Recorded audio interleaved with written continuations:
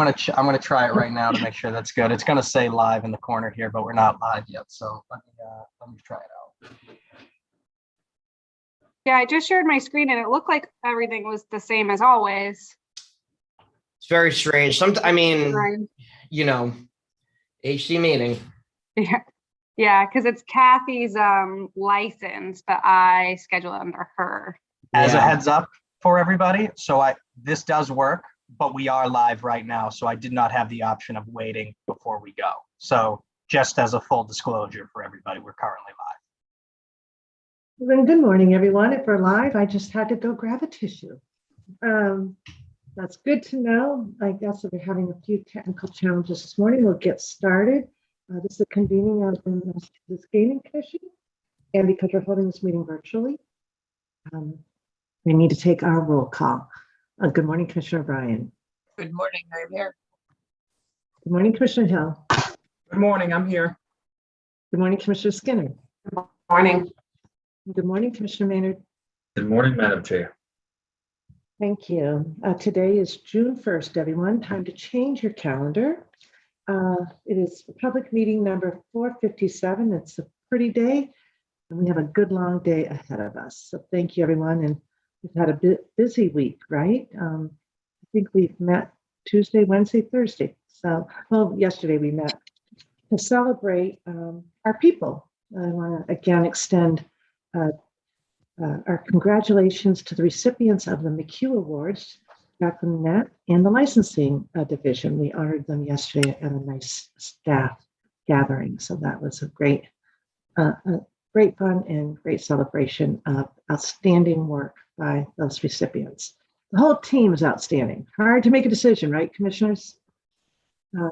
But it was really nice. And to Karen, it was a really nice event, and to Grace and all those who helped. Thank you so much. Going to get started. No administrative update today, Karen. Madam Chair, did you want me to speak about scheduling with respect to the category 2 today? You know what, that would be probably a good time now for you to update rather than us wait for the end of the meeting. I know we have Mina has a challenge with his schedule today.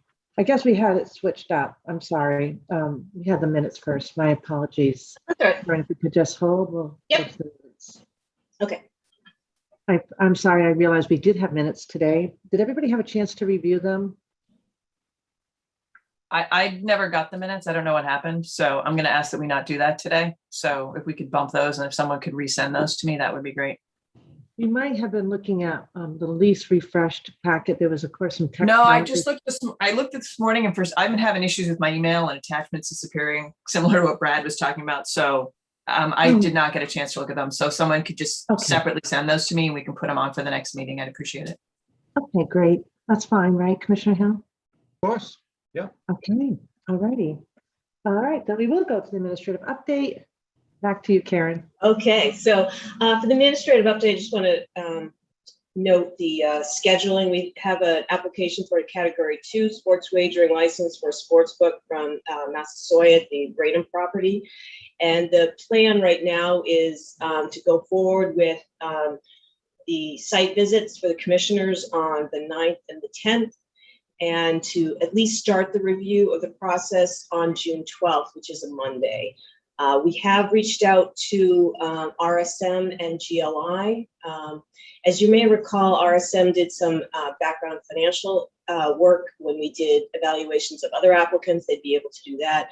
And then GLI we spoke to yesterday, they do, if you may recall, they basically gave an overview of what happens with respect to operational readiness for the operations certificate, which is a later portion. They have submitted internal controls, those are reviewed, but that piece is done as part of the later review for the operational certificate. So right now, I think we're good to at least start that review on the 12th. We've had the application now. If any commissioners need some assistance in accessing that or getting the information, please let us know and we will help you out with that. But I think that's the update for that at this point. Great, thanks, Karen. Any questions, commissioners, for executive Director Wells on that update. Okay, all set. And I think we're all set in terms of our calendar holds too, with travel, etc. Okay. Then now we have our regulations right up front. Nina, I know you're on a tight schedule, so I think we have you from now until 11, correct? Correct, and thank you, Madam Chair, for accommodating that. Appreciate it.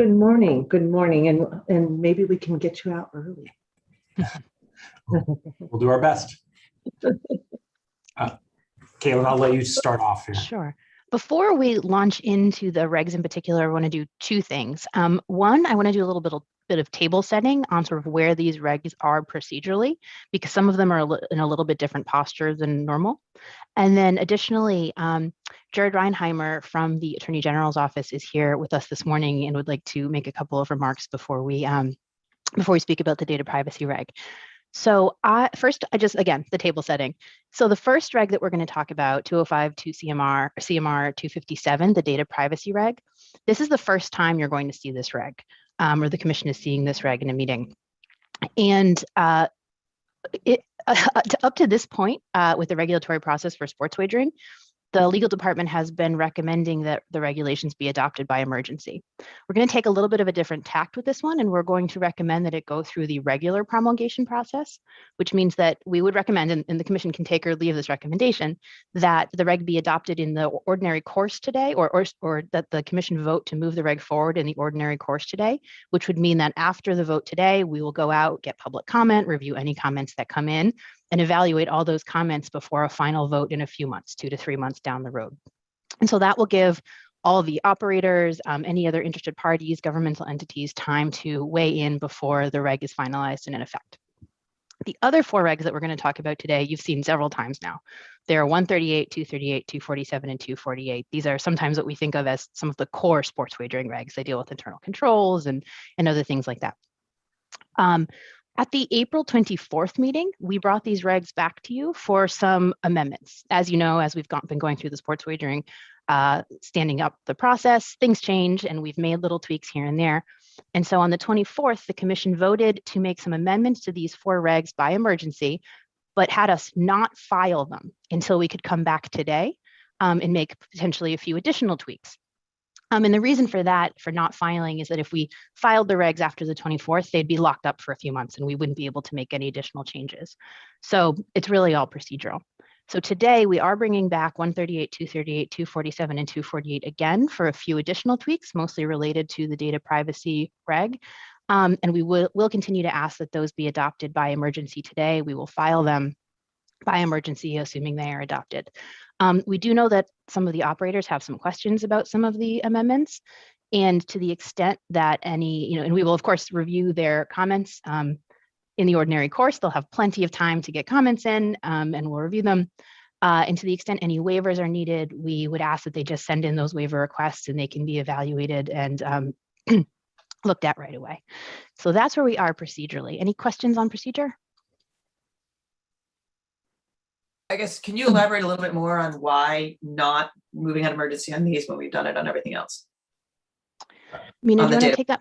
Sure. Yeah, that actually is a good segue, Commissioner O'Brien, to what I was going to start with. The protections for data privacy, which were the initial concern, just to kind of remind everyone how we got to this reg.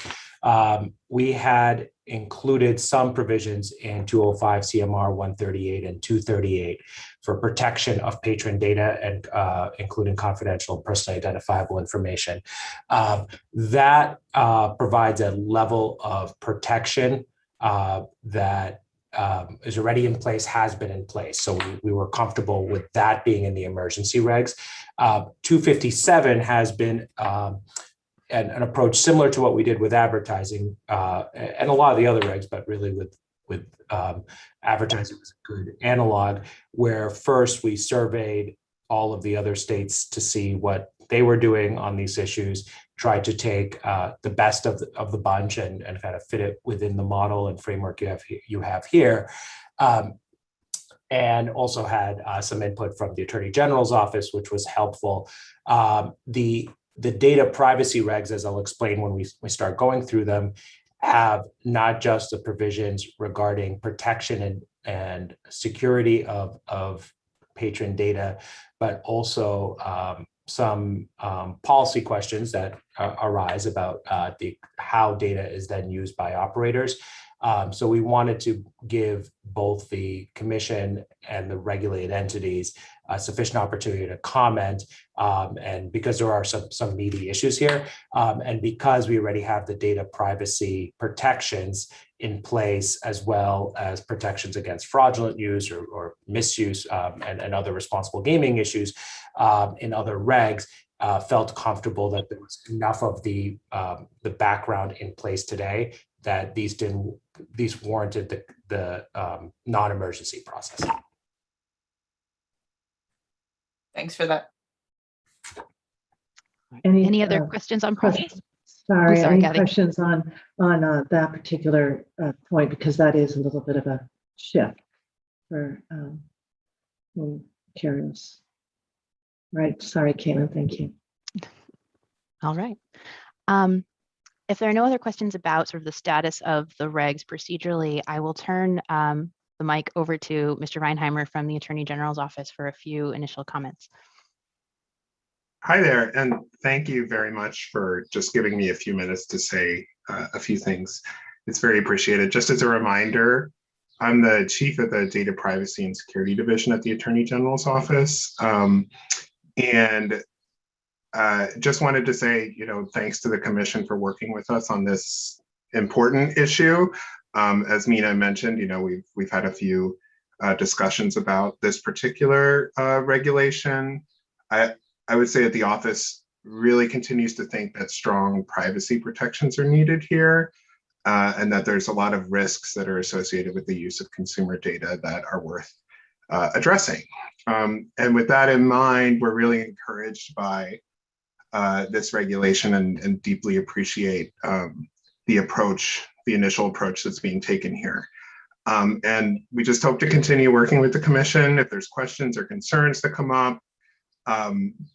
And especially on the particular provision in here surrounding the types of work that can be done to help identify problem gambling behavior using information. We'd certainly like to work on that a little bit more. But with that, I'll just say thanks again, and yeah, appreciate your time. Thank you very much. Thank you, Jared, for appearing today.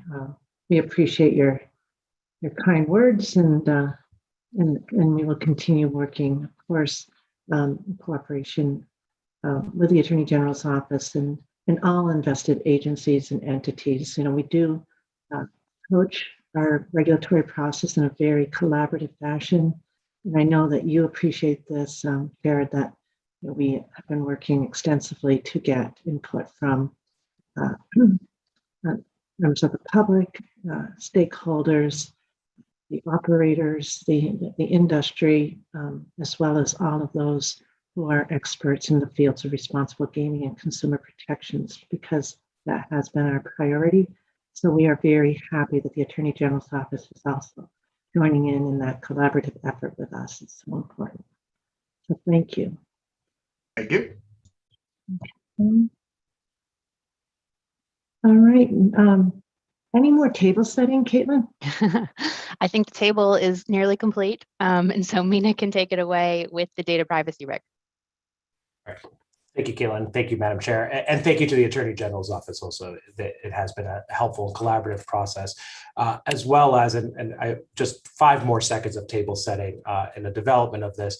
We have worked with the responsible gaming team, Mark and Bonnie, with Sterl and Bruce and the IAB, as well as with the IT folks to make sure that because there's a bunch of different angles to this. So as we go through, to keep that in mind.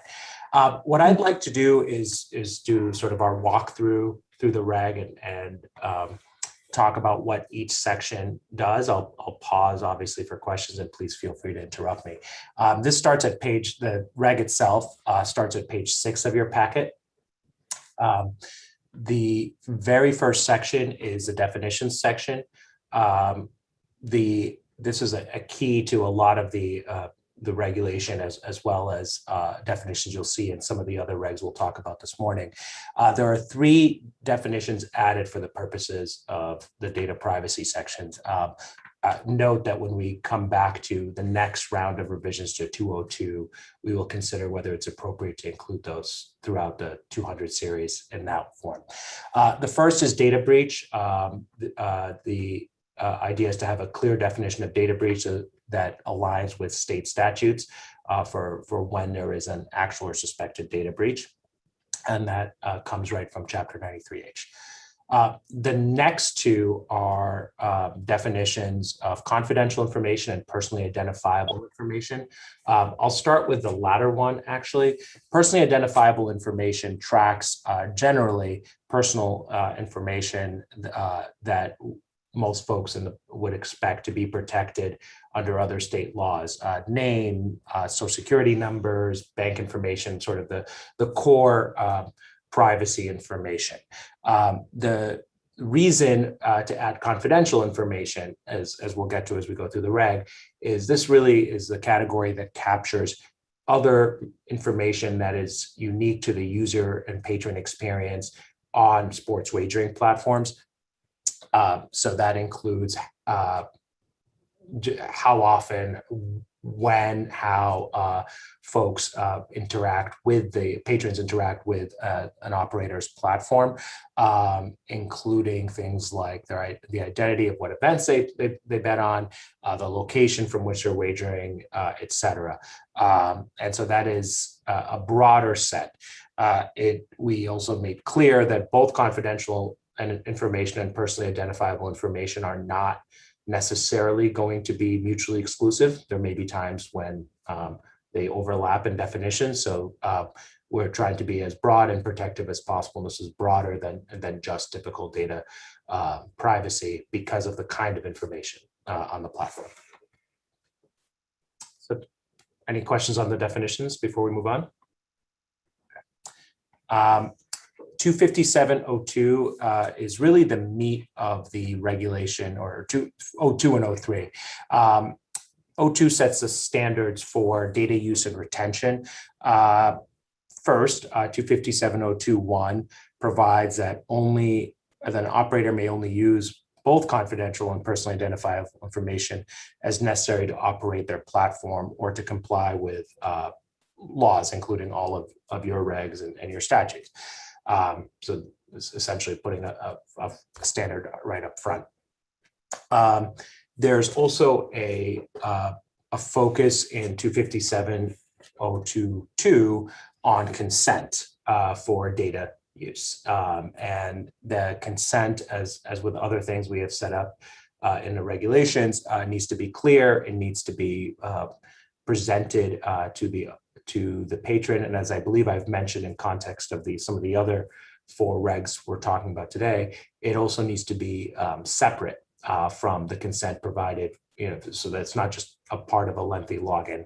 One of the things we talked about and got some feedback from, and certainly would look for more feedback through the regulatory process, is making sure that the consent provided is both meaningful and separate without inundating patrons with forms such that this and responsible gaming and other messaging becomes meaningless. So this is one of the conversations, especially we've had with Mark and Bonnie, to make sure that they're comfortable with having this be, yet another thing someone clicks on, and so it doesn't feel like when you sign a mortgage and you have a million documents in front of you.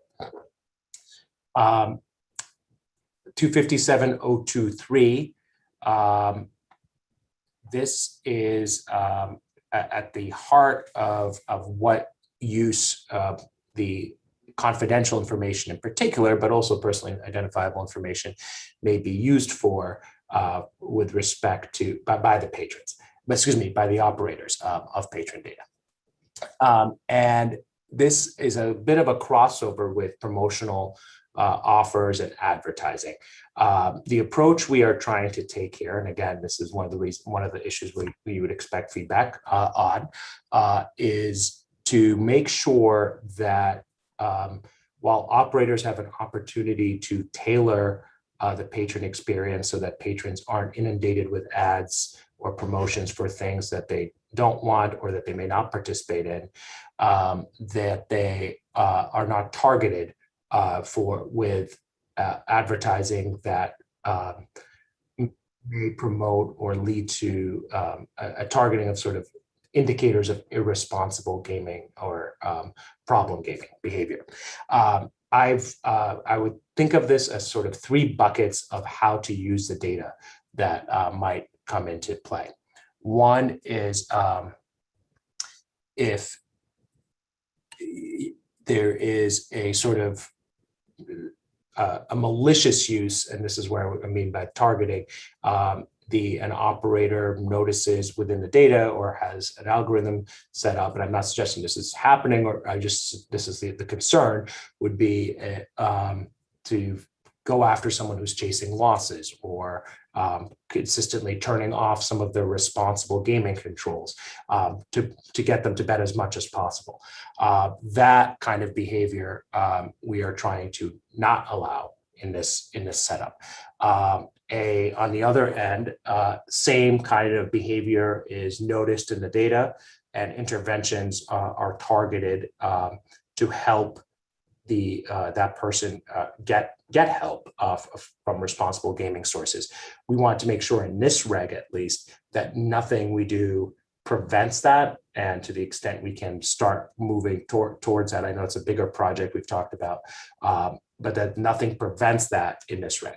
The middle category, and where we try to strike a balance, is this category of, if you know that I am a Celtics fan, regrettably this week, that I might be more interested in Celtics games, and if I wasn't barred by the code of ethics, of course, but and so I might get more targeted ads for a Celtics game, not because I've shown a propensity to overbet or to make irresponsible decisions, but because I'm more likely to bet on that than I might be a Houston Rockets game. And so that's sort of the idea of what we want is in that middle category. Some of the things that would be prohibited as within that framework would be promoting offers based on a period of dormancy or non-use. So if somebody is sort of starting not to use the platform, we haven't seen you in a while kind of targeted ad would not be appropriate. Social connection, I think this is one that we've seen in some other regs. I know this is one that is often a concern on the responsible gaming side, is sort of promoting it through social connections that way. Third-party communications, predicted medical status, occupation, credit history, et cetera, and then a sort of broader computerized algorithm or automated decision making that is set up really or expected to make a gaming platform more addictive. And I already see one edit I'd like to make, which would be gaming or sports wagering platform. I think we'd want to say in that piece. So I'll stop at this one because I think this is one, again, we're going to be, as we get comments and feedback, I expect will draw some attention. It is based on our survey of other states and input from, as I said, staff, the Attorney General's office, and others. But we are trying to strike the right approach with those 3 categories.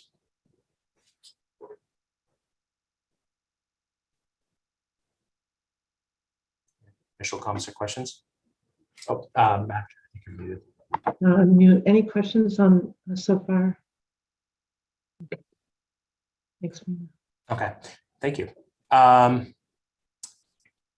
Number 4 has to do with retention. It basically sets the same standard for retention as for use, so that materials aren't held on to unless they're necessary or useful.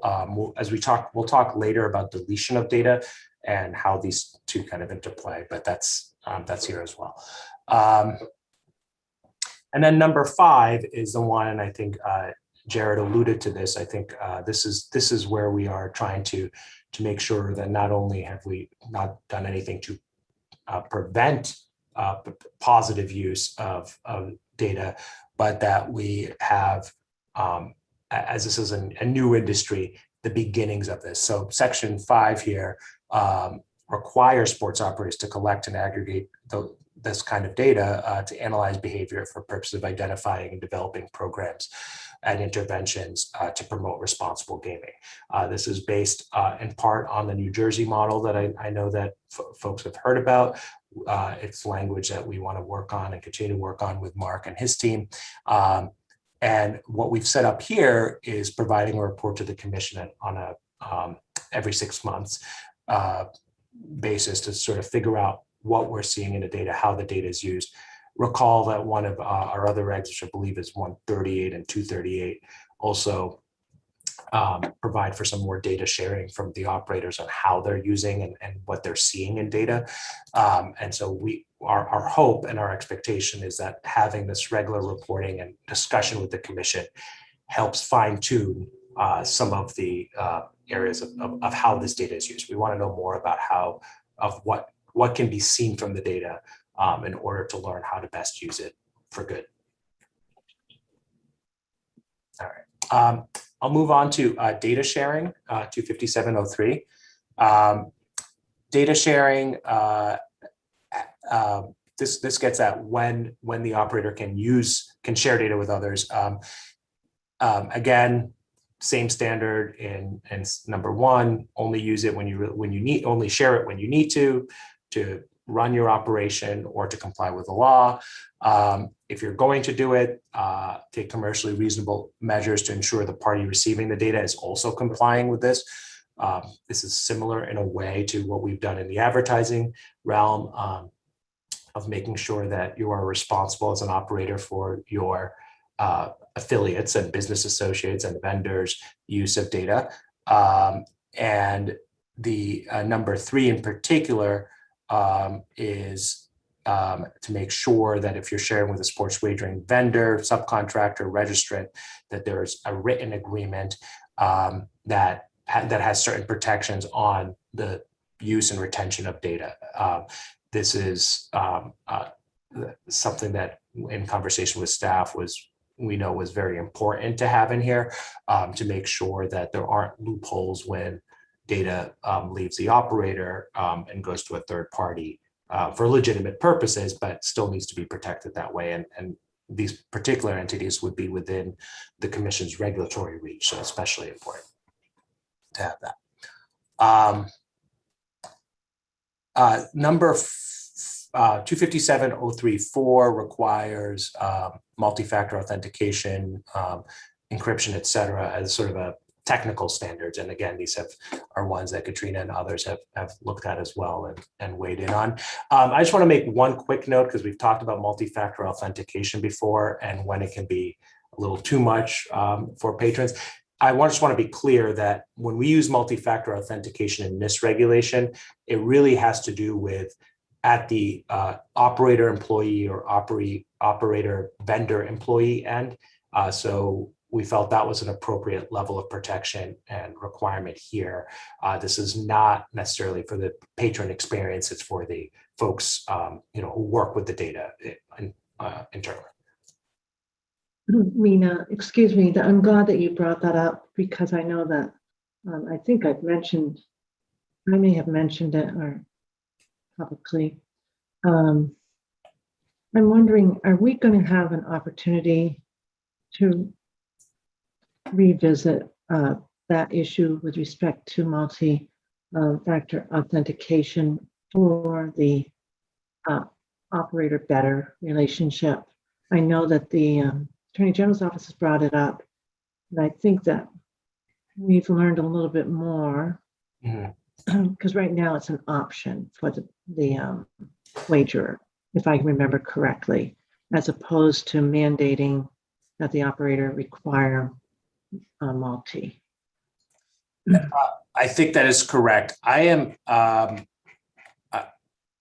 I will just confirm as we go through. I believe it does in 248 when we get to that, which is one of the regs for today.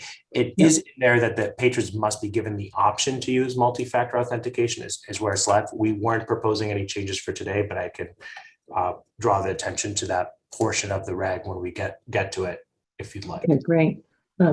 Sorry that I missed it. We have No, it's okay. 441 page. Yeah, no, it's okay. I had to search for. Thank you.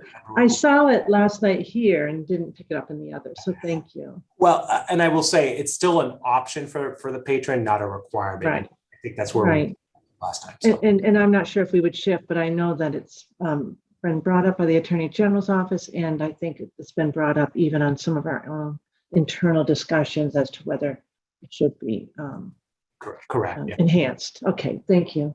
No problem. All right, so no questions on 03. I'll move on to 04. 04 is patron access to their data. And this is it, again, this is different than the 248 regs that get into how you access your account, et cetera. This is really patron or consumer protection. What do you know about your data and how it's used? It provides a method to make requests to access your data, and what the operator has to do in response to that. What I want to call your attention to in particular is 257.04.3. This is on page 10, where a sports wagering operator might grant a patron's request to impose a restriction or erase confidential information. We want to be very careful to balance two things here.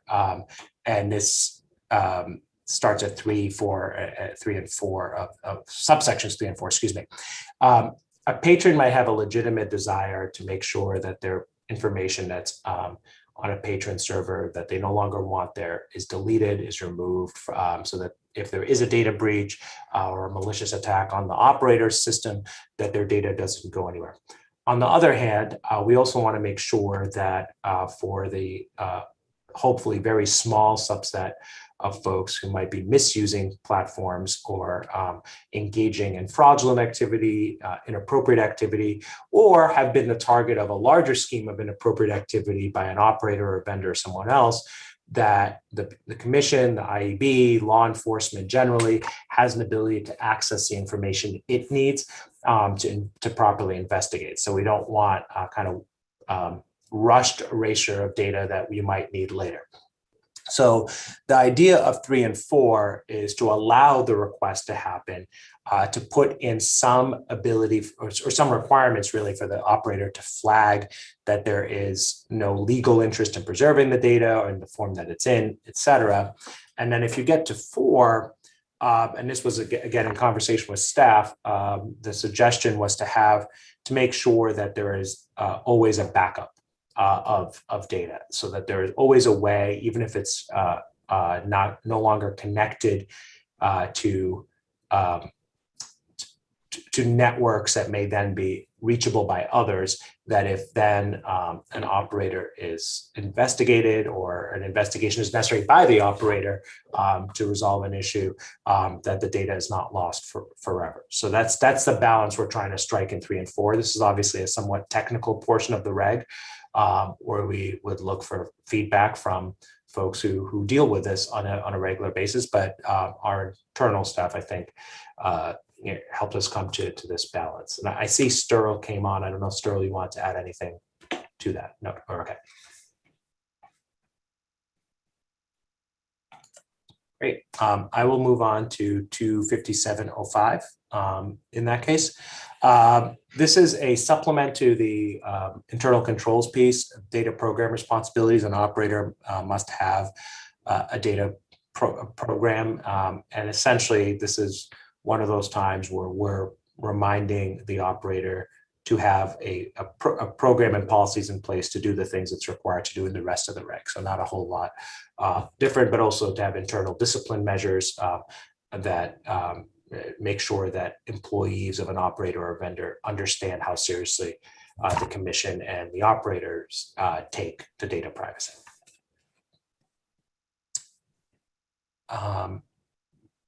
that a written and sort of external facing copy of that policy and should also be available on the website. I think keeping clear what they do with data, et cetera, of course, not disclosing anything that would compromise the data. On page 13, 25706, the last portion of this has to do with data breaches. A lot of what an operator or vendor has to do with a data breach would be the same as what they have to do under other state laws. However, we want to also be clear about when an investigation must be launched, the notice and reporting to the commission if there's a data breach or suspected data breach. Again, we define data breach to try to avoid or limit a potential for someone to say, well, I don't know if that was quite a data breach, so we're not going to do anything yet. We are trying to keep it consistent with other bodies of law that have longer precedent in that. And that's 25706. So there's a lot there, but again, we're very happy to have had all the input from staff, legal department, and as I mentioned, the Attorney General's office before. Any questions on this one before we move on to the others? Nina, just a very quick one. In the data breach, why 5 days, not sooner? That's a good question. So the notification to the commission must be immediate. This was to investigate. I think this is understanding that sometimes it might take a little bit of time to figure out what happened. So we want to provide some period of time to be able to do that, but not have a rushed investigation, but also have immediate notification. Thank you. I do see, I'm not sure why this is, I apologize, this is a mistake on our part. I believe it says which shall be completed no less than 5 days. It should say no more than 5 days.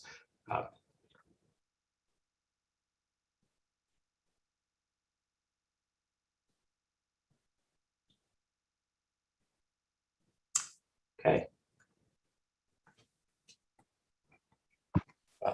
In that case, Caitlin, correct me if I'm wrong, we're not anticipating any, obviously vote on the reg today, but we did want to get the commission's consensus or understanding on the process. So I'll let Caitlin take that part from here. We would actually appreciate a vote on the reg, but it would be if you agreed to begin the promulgation process in the normal course. So we could the commission can decide you can take the vote now. We could do them all at the end. I feel like these are all different enough that it would be okay to do them sequentially. I'd recommend that. So again, the difference here is that it's not emergency. Commissioners, do you have any questions? I thought this was just very well done. Thank you, Nina, for the excellent shepherding and just nice drafting and clarity on kind of a dense subject matter. So thank you. Madam Chair? Questions?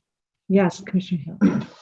I don't so much have a question as Nina, as always, you did an excellent job, and I think it's very well written as a starting point. And I see that Jared is still listening in. I wondered if the Attorney General's office had any initial comments as they were part of the discussions with this moving forward, if that's appropriate, Madam Chair.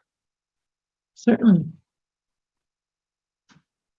Oh, hi, I am still here. I just kind of wanted to listen and see what happened. I think, I don't have too many initial comments just because we've been in conversations with Mina about these regulations already. I will say that, part of my role in the office is enforcing data security regulations at 201 CMR 17, which is referenced there. And so one of the things that I think we're trying to do is kind of harmonize some of the approach here with that so that, operators aren't subject to conflicting regulations, things like that. The other thing that I think is very important in this approach is really giving the patrons, the choice as to how their information is used and presenting that in a clear and understandable way so that they really know what's happening and that they can turn that off and understand what the operators are doing. I think that's really important. It's the approach that a lot of privacy laws have taken in other jurisdictions. For example, California has a general privacy law that is approaching this in a similar way. And it's very important, I think, also just for consumers generally to understand how the operators are showing them advertisements, showing them, certain bets, things like that. And so that is really encouraging in this particular regulation. And I think it's really great to see. So I'm sure there will be thoughts from operators about how to improve this and how to make it better. And we're happy to consult further as time goes on. Thank you, Jared, and thank you, Madam Chair. Thank you. Thank you. Thanks, Jared. Okay, so commissioners, do you have any substantive questions for Mina? Do I have a motion? Certainly, Madam Chair, I move that the commission approve the small business impact statement in the draft of 205 CMR 257 as included in the commissioner's packet and discussed here today, and that staff be authorized to take the steps necessary to file the required documentation with the Secretary of the Commonwealth to begin the regulation promulgation process. I further move the staff be authorized to modify chapter or sections, numbers or titles, and file additional regulation sections as reserved and make any other administrative changes necessary to execute the regulation promulgation process. Second. Thank you. Any questions or edits? Okay, Commissioner O'Brien. Aye. Commissioner Hill. Aye. Commissioner Skinner. Aye. Commissioner Maynard. Aye. I vote yes. It's underway. Caitlin, the table is set. All right. Continuing on. Sure, Madam Chair, and I will try not to take the remaining 76 minutes I have for these. I don't think we'll need to come close to that. So Do not There's jinx no us, pressure. please. yeah, sorry, yeah. Starting on page 18 is 205 CMR 138. These four regs have, for this round of edits in track changes or red line, that the changes we're making. So the first change that you'll see is actually on page 20. This is the insertion of the definition confidential information. Regardless of whether or not we put this in 205 CMR 202, because this is in the 100 series, the 138's in the 100 series, we needed to include it somewhere as well. And it is identical to what you just saw in 257. Similarly, on the following page, the definition of personally identifiable information shows up again from 257. Data breach does not. We confirmed we simply didn't use the term within this reg. That's why that definition wasn't carried over. The next change, I'm just going to scroll down for a while here. You recall this is a very long reg. I'm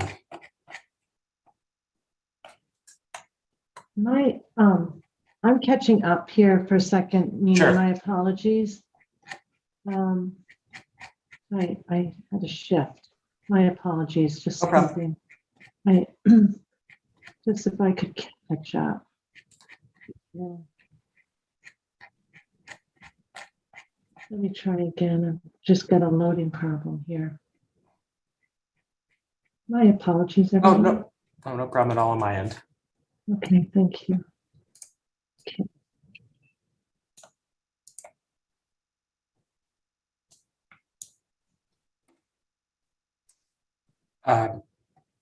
And Madam Chair, when you're ready, I can move on. Just let me know. I'm really sorry. That's okay.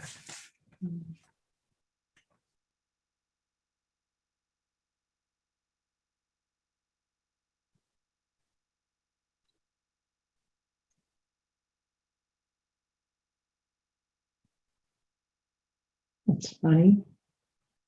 Here we go.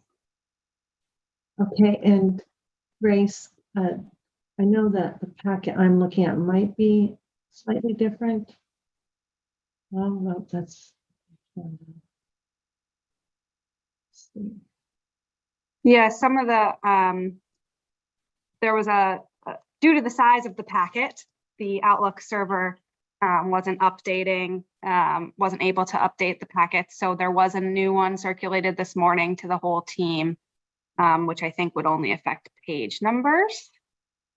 So if you're looking at the one in the calendar, your page numbers may be off.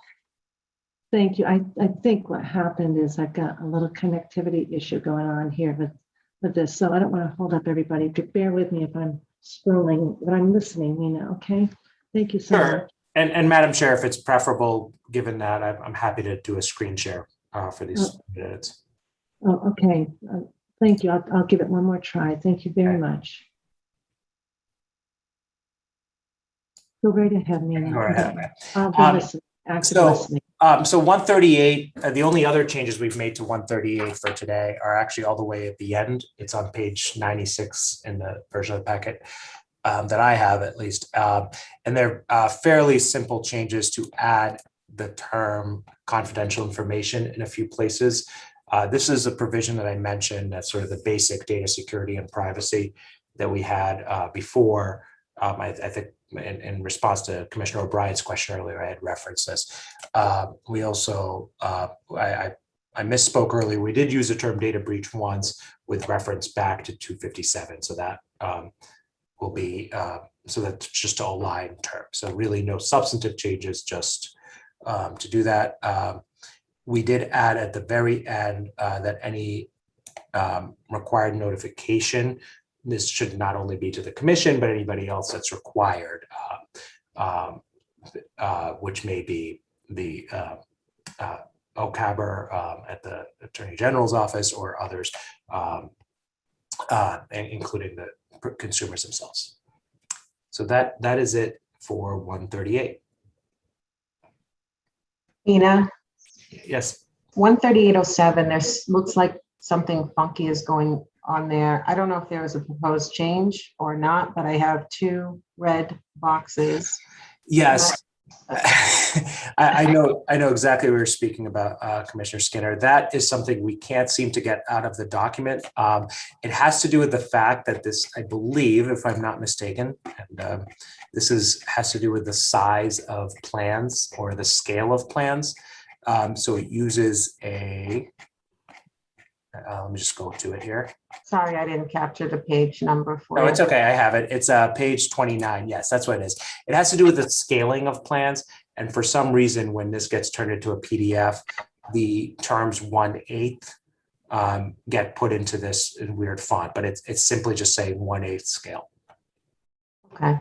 So we'll make sure that's fine on the one of the projects that we're undertaking with the legal team is making sure that everything that's filed and published with the Secretary of State's office is consistent with what was voted, just as a double check on everything as we get past some of the first emergency regs. So this is one where we'll make sure that's right.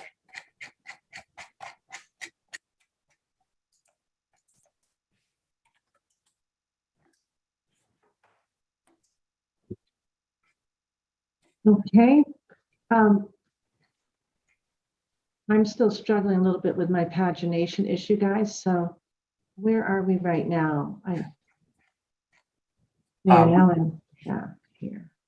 So Madam Chair, it's page 96 in my packet, which is the very end of 138.73.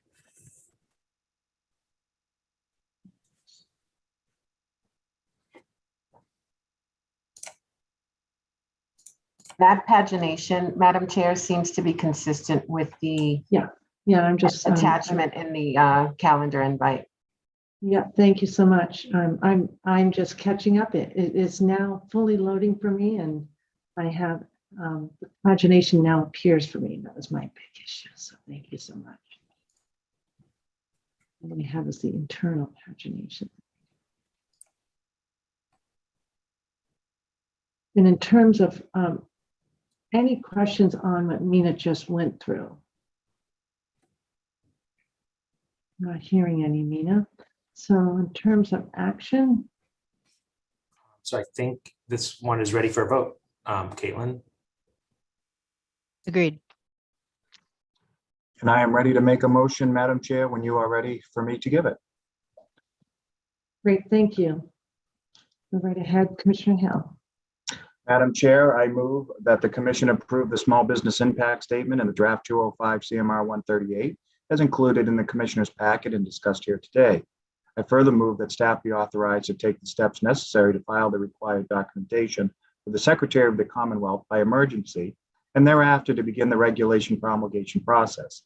I further move that staff shall be authorized to modify chapter or section numbers or titles, to file additional regulation sections as reserved, or to make any other administrative changes as necessary to execute the regulation promulgation process. Second. Any questions or edits? Okay, Commissioner O'Brien, Aye. Commissioner Hill, Aye. Commissioner Skinner, Aye. Commissioner Maynard, Aye. and I vote yes. Thank you so much. Moving on. all right, so moving on, Madam Chair, to page 102 is where the first changes in 238 appear. There are two different colors, but Can I just sure. pause for 1 minute? Why is it that I'm, Grace, if you could help me, why Yeah, I'm on 118 and like scrolling. There's something definitely going on. What am I looking at that's different? you're looking at the correct packet. I believe the packet that was emailed to commissioners and to our staff last night and this morning is the most accurate packet. The one in the calendar is a older version of the packet, and it wouldn't let me But- upload the new. There's Like no Grace, minutes you- in the old but you one, so were- that's why you your were- numbers are off. Just 1 minute, Grace, I think that you were forwarding to me so I could see it on my second screen. That's what I'm looking at. Yes, But- and that but is the, what- So, sorry. but, so now we're going to 238, right? And that starts on, they're saying what page? Grace, I believe you said 118, right? It's 102 in my. Yeah, see, that's why I'm on 118. Or I'm much further along, but it sounds like others are following along what you are, Mina, and I'm following along what maybe most updated version, Grace, is that? Correct. The most updated version is the one that was emailed to commissioners last night and to staff this morning. Mina, I just forwarded it to you as well. Okay. The Outlook calendar, the file size was too large for the server, so it's the version that was emailed around is Got it. the most accurate I one. think it starts on 110 in this packet. My apologies. I knew that we were all No. looking. No, this is whole 238, thing- right? No, the whole thing is off just because the meeting minutes were 10 pages long. So the one you're looking at probably has the meeting minutes in it. So you just need to add 10 to whatever page reference Mina has, and that'll get you right And there. I read the minutes yesterday, so those were there. So It also, the most updated packet has the edit, the memo that was sent from sports wagering last night around 8 p.m. Which also has some of the numbers off, and the file size was just too large for the calendar. So to have the most accurate packet, the one that was emailed to commissioners and to all staff who was presenting this morning. and that's what I'm looking at, right, Grace? Correct. Thank you. And I Mina, just you should wondered be if I looking at wondered if that. I needed a new packet. That's all I'm asking. No, Yeah. So we can give both pages, right? Yes, I'll do that. That's and thank you, Grace. I have that now, so that's perfect. So I'm on 112 of that most recent packet, 102 in the prior packet. The edits to this section 238, first, again, inserting the definitions. There's no particular meaning to pink versus blue here. It was simply a matter of language that was added towards the end of the process, so that's why it shows up separately. But these are the same definitions from 257.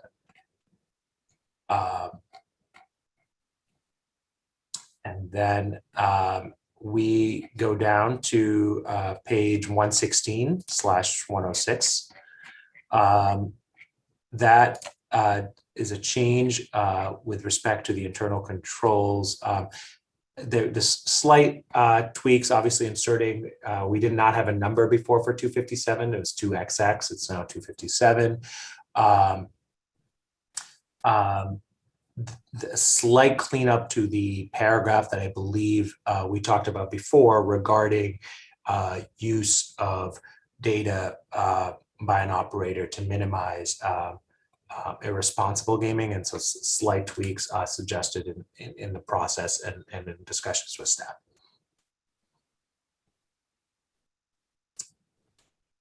And I think that the only thing to note there is that these are a bit more of an affirmative duty as opposed to considering how they might minimize the extent, but really putting a bit more emphasis on this issue.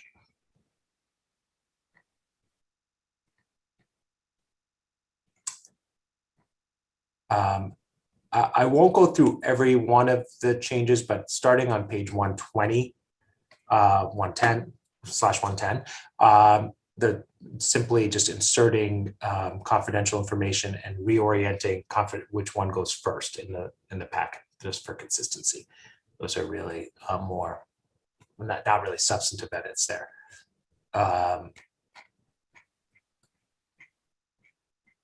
There's a couple of those in the same place, and then we go all the way down to make sure I'm not missing anything.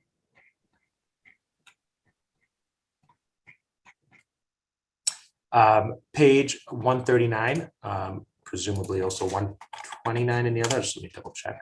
Yep. We had used the term confidential information as a non-defined term in a prior version of this reg. We took out the word confidential so that it's not confusing. This is not the same as the defined term confidential information.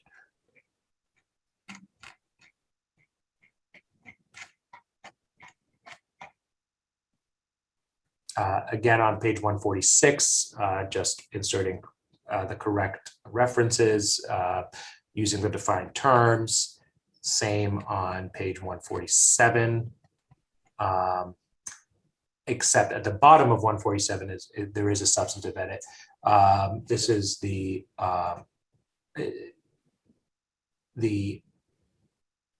providing that the withdrawal of consent also must be conspicuously provided for, so that patrons who no longer want to allow certain uses of their data know that they can do that.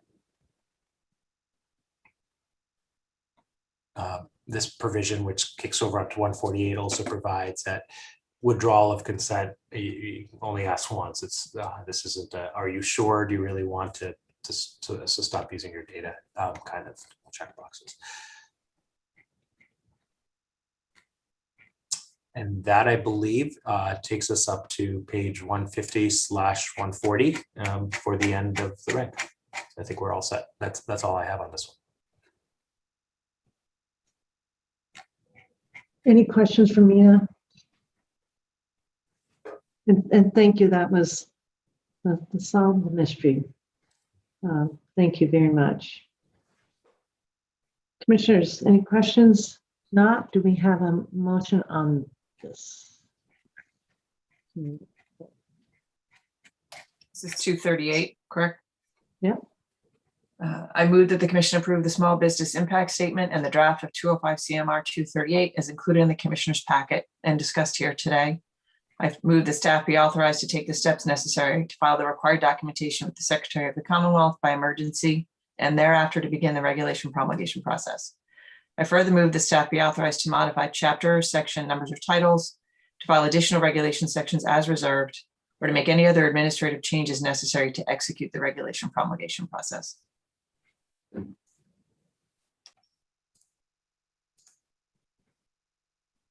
Did I hear a second? Commissioner Maynard seconded it. Commissioner Maynard Thank you. seconded. I couldn't quite hear it. My apologies. All right. Any questions or edits? Okay, Commissioner O'Brien, Aye. Commissioner Hill, Aye. Commissioner Skinner, Aye. Commissioner Maynard, Aye.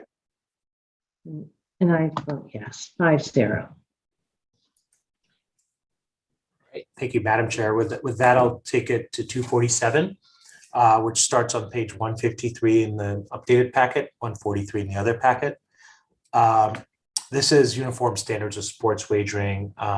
There's a couple of changes to this one that are not necessarily related to the data privacy regulations.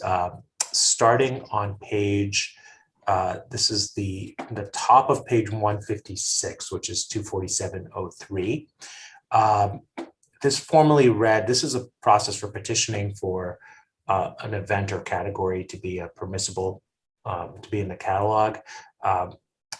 Previously it said any person. I think the feedback we've heard from staff that this should really be limited to operators who make the request.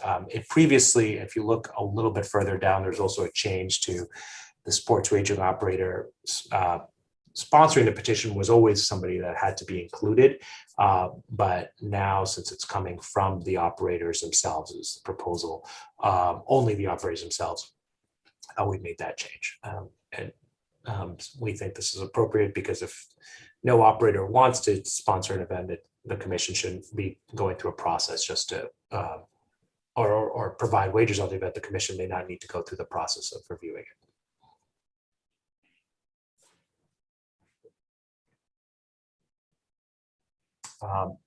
I can keep going unless there are questions or thoughts on that. And Sterling, you've had a chance to look at that, correct? Correct, I have. Okay, great. Thank you. On page, no, sorry, go ahead. Because that kind of drives our next conversation, correct? Because right now, You are if say- correct. So, commissioners, I'm right? We're at the top of 156, so any operator rather than any person. So we were really going to Yeah, you're explore right. that. That would be the A versus B choice. Yeah. Right, and what I'm concerned about when, because Skill, you did a really nice job on the packet explaining that, right now it is of course any person, and we've actually heard from persons from across the nation, including operators that don't have licenses here in Massachusetts who want us to have events, it's coming from, including the Independent Monitor. I'm wondering if we want to just stop right here for a second and explore this, because I might recommend that it may not be so much that it's any person. It might be the fact that there's no, that it might be any person or operator within Massachusetts. In other words, is it operator or licensee? Is that what we're talking about? Because operator would also mean an operator outside of Massachusetts, and we've heard from them. May I just jump in there on the defined terms? Oh, thank you. Maybe I missed that. As a defined term, operator, which is in 202, would only refer to sports wagering operators licensed in the Commonwealth. So I don't know that we would need to clarify that it was only Massachusetts licensed operators. Okay, so any operator is a licensee in Massachusetts. Now the next question would be, do we want to, Commissioner Hill, I think that you might have even referenced this a little bit. Do we want to confine it to operators only, or do we want to allow other stakeholders in Massachusetts to be able to offer? I understand Nina's point.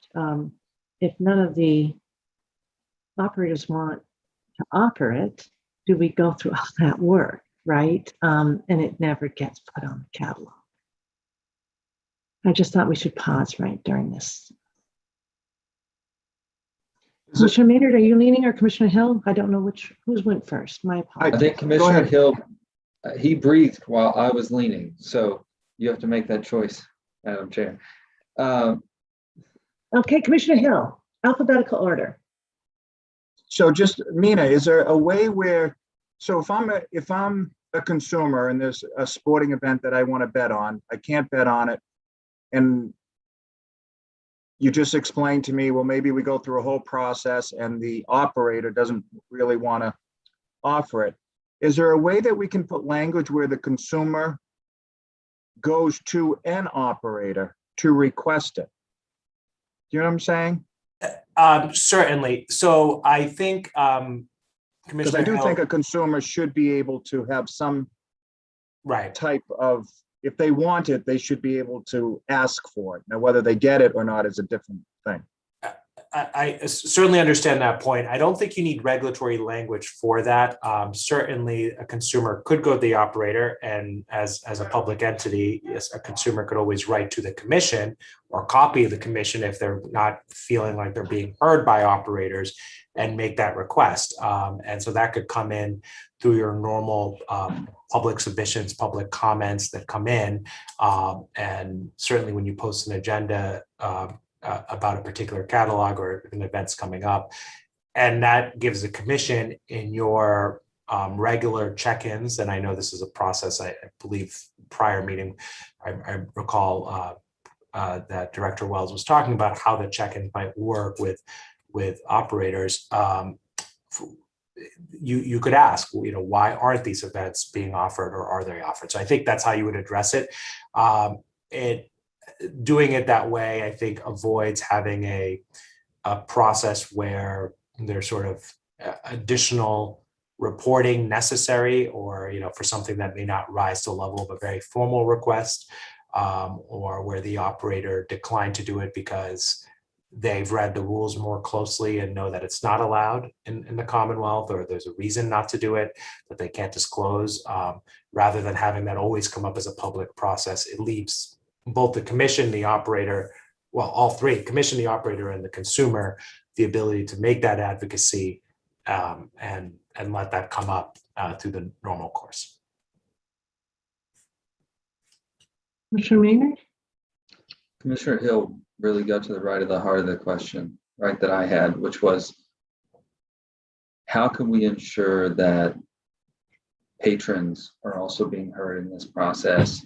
I hear what Mia's saying. I actually tend to agree with him that, I still want to see what's going on. I think about the fact that we heard, complaints from the public that table games were open at brick and mortars, right? And then that caused us to make some decisions and think about things. And so if there was something a patron wanted, I would be interested in knowing that they petitioned the operator and whether the operator has moved forward through regulation or they haven't, and why they haven't on a particular offering. So that comes to mind. Off the top of my head, I think that, and when I was looking at this, I think some nexus to the Commonwealth should be the standard here. But if the nexus is ran through an operator, I'm fine with that. I just would like some operational means, and maybe that's through the sports wagering division, for the commission to know that there's a petition in place, or that someone has talked with the operators, or that they're having a conversation with the operators. Commissioner O'Brien, Commissioner Skinner? So I like leaving the actual operators as the petitioners. It's their catalog and it's their business decisions.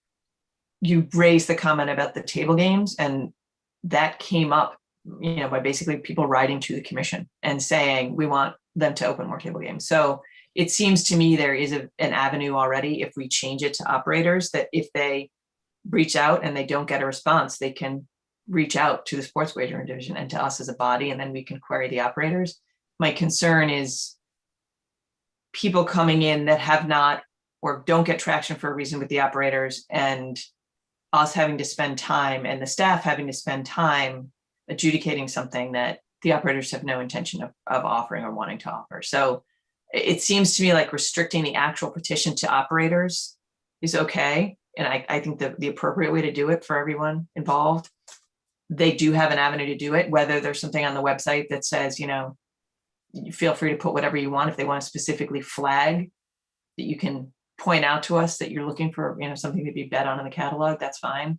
I I feel like the consumers found their voices in our regular structure, and I'm not so sure we need to do anything different in this regard for sports wagering. I feel like it's the operator's catalog and they should be the ones coming to us if they want to expand it. So I'm fine with the language that's proposed today. Thank you.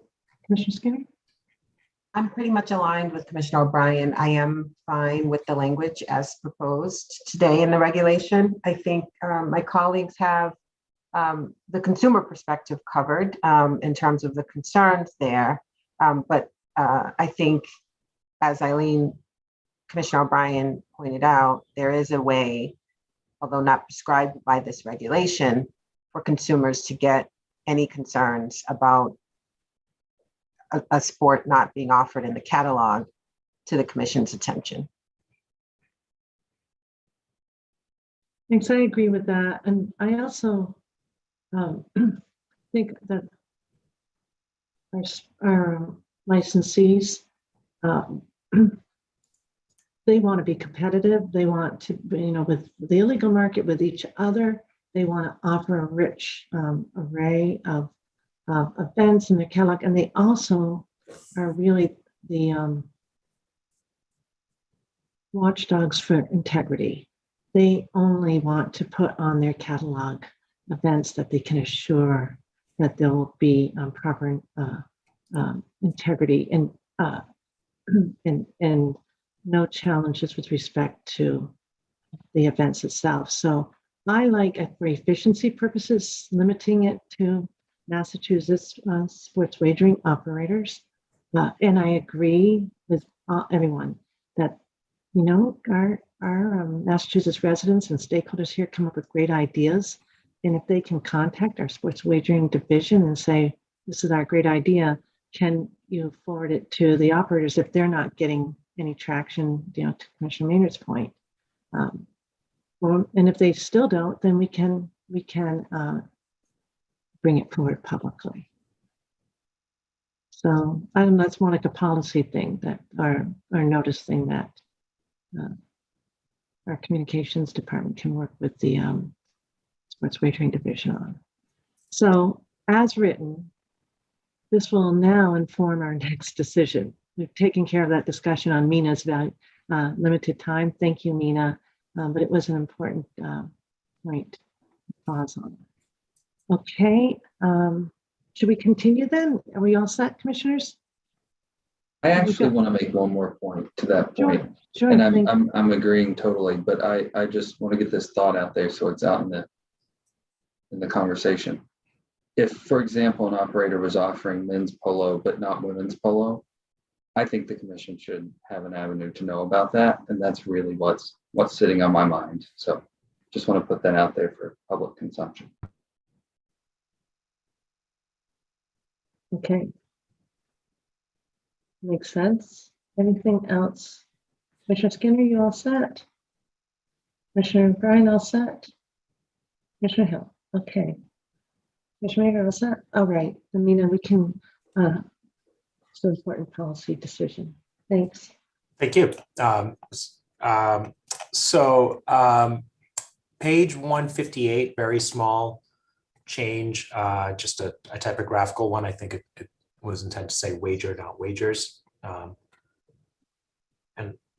so that's it for that. I'll keep going to page 159 at the top there. There is a small change.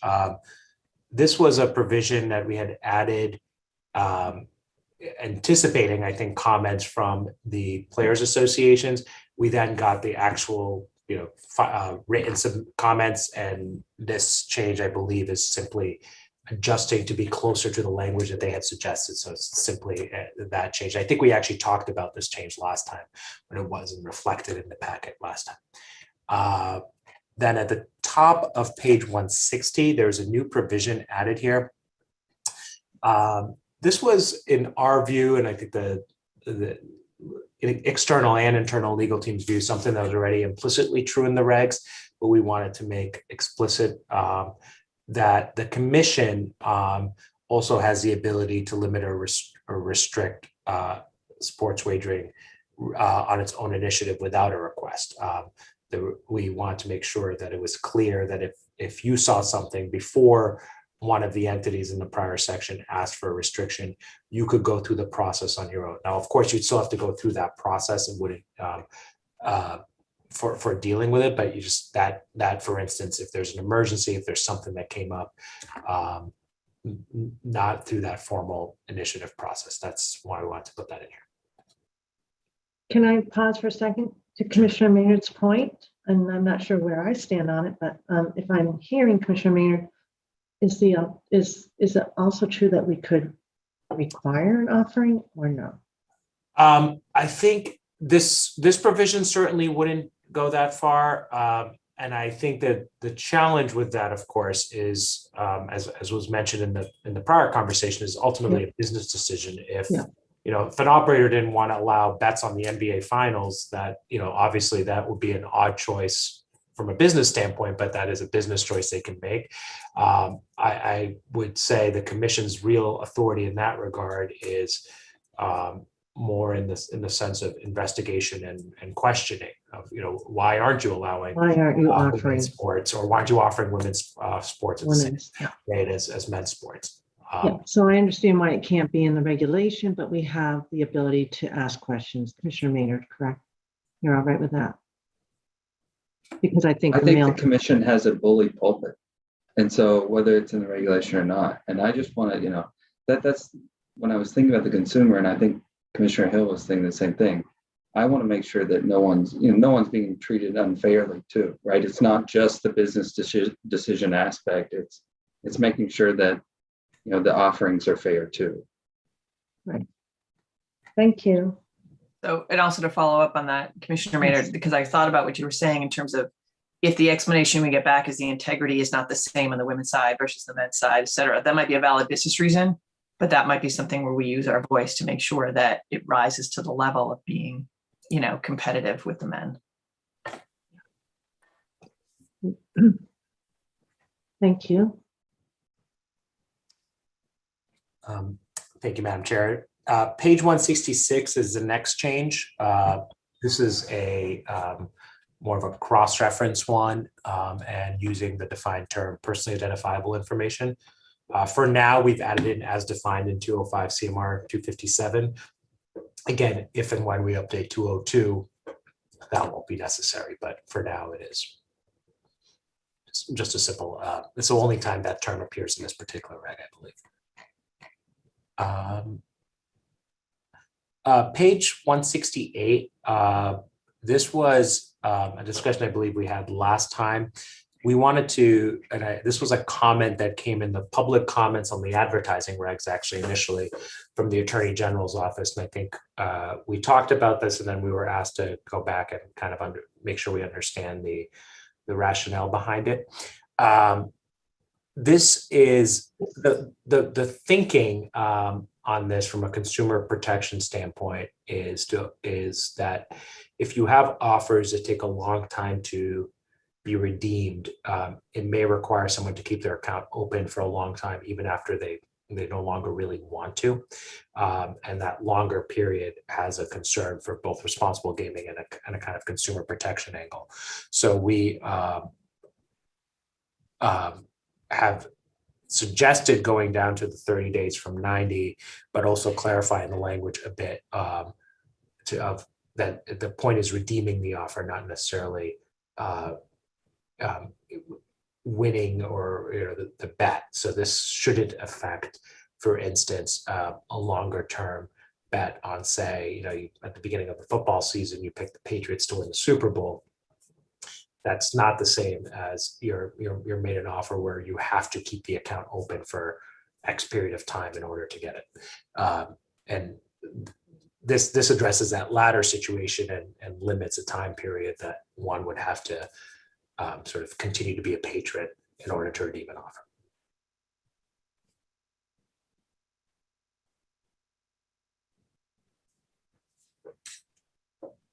Any questions, commissioners?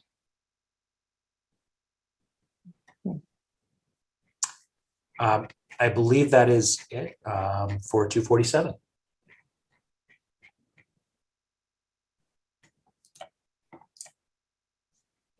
Okay. I didn't hear any questions, but just now, but anything, any further clarification? All right, then I need a motion.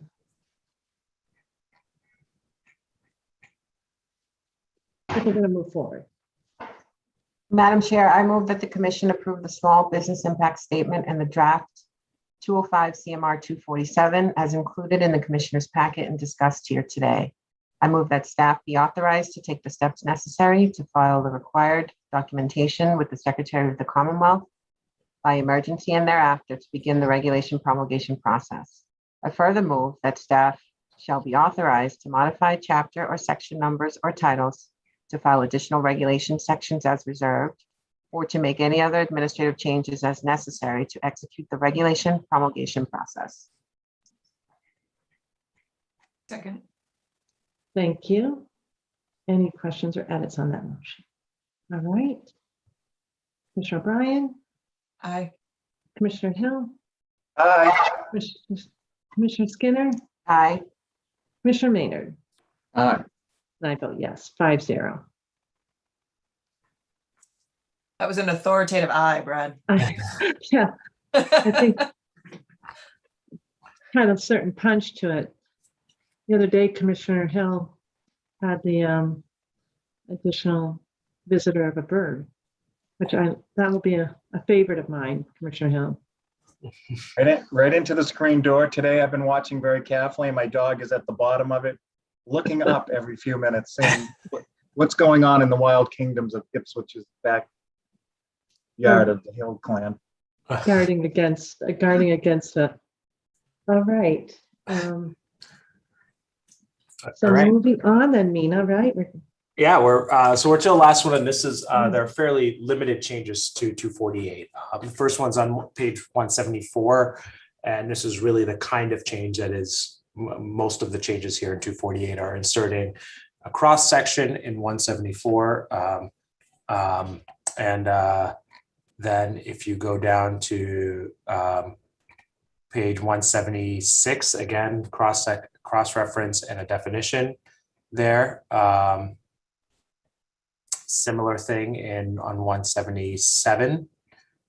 And I'm just looking to see if there's actually any change that deviates from that. I guess 248.16 on page 181. This is probably the only substantive change here. There's a missing word placed as a wager. And actually these are also not particularly substantive. There's a change in take out gendered language in 248.16 and change it to there. Correct a typo.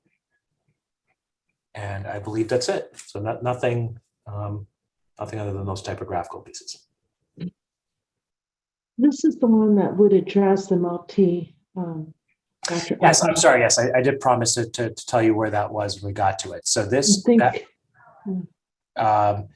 so that is a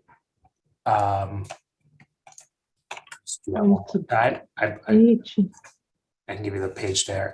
That is at 248.07, which is on page 178 in this case.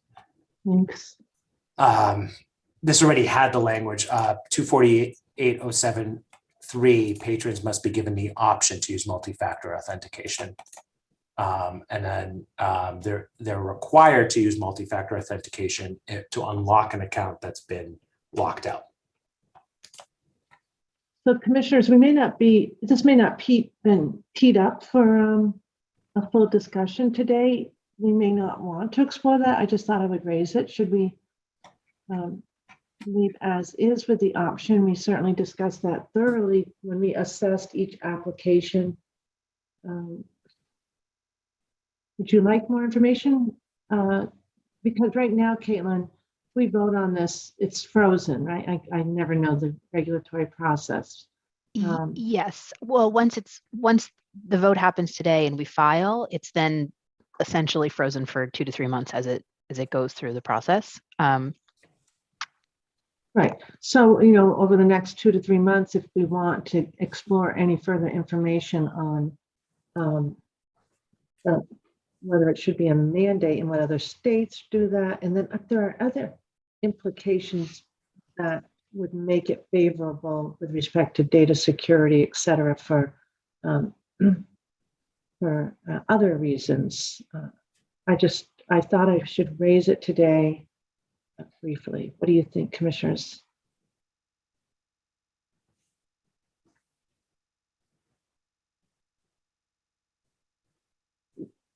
I know that, for instance, all of us use probably hospital portals, and they mandate, right, that second step. We are not requiring that.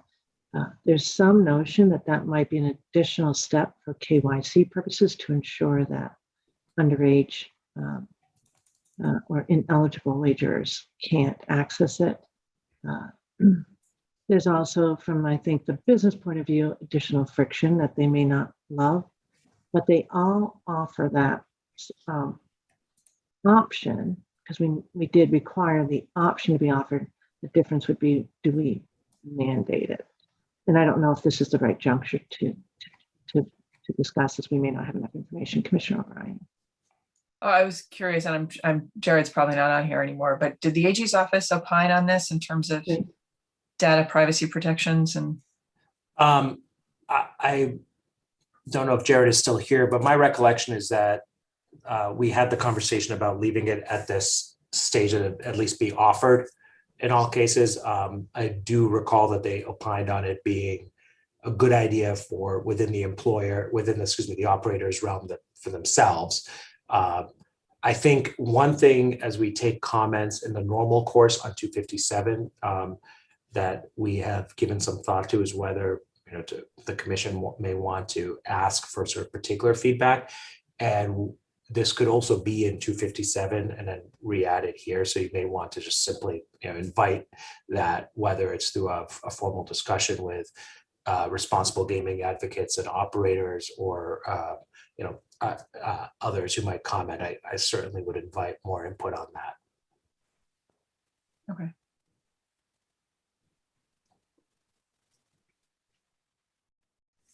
So am I hearing that we can just perhaps invite comment through the other data, the first reg? Correct. Yeah. Invite it. Right now, it's not the between the wagerer and the operators on the platform. I don't know how many other jurisdictions require. Can't remember if we explored that. So, I don't recall. yeah. Commissioners, are you okay just pausing then right now, keeping it an option, and then perhaps exploring that for a future discussion? Commissioner Hill? That's what I would like to do. Okay. Commissioner Maynard?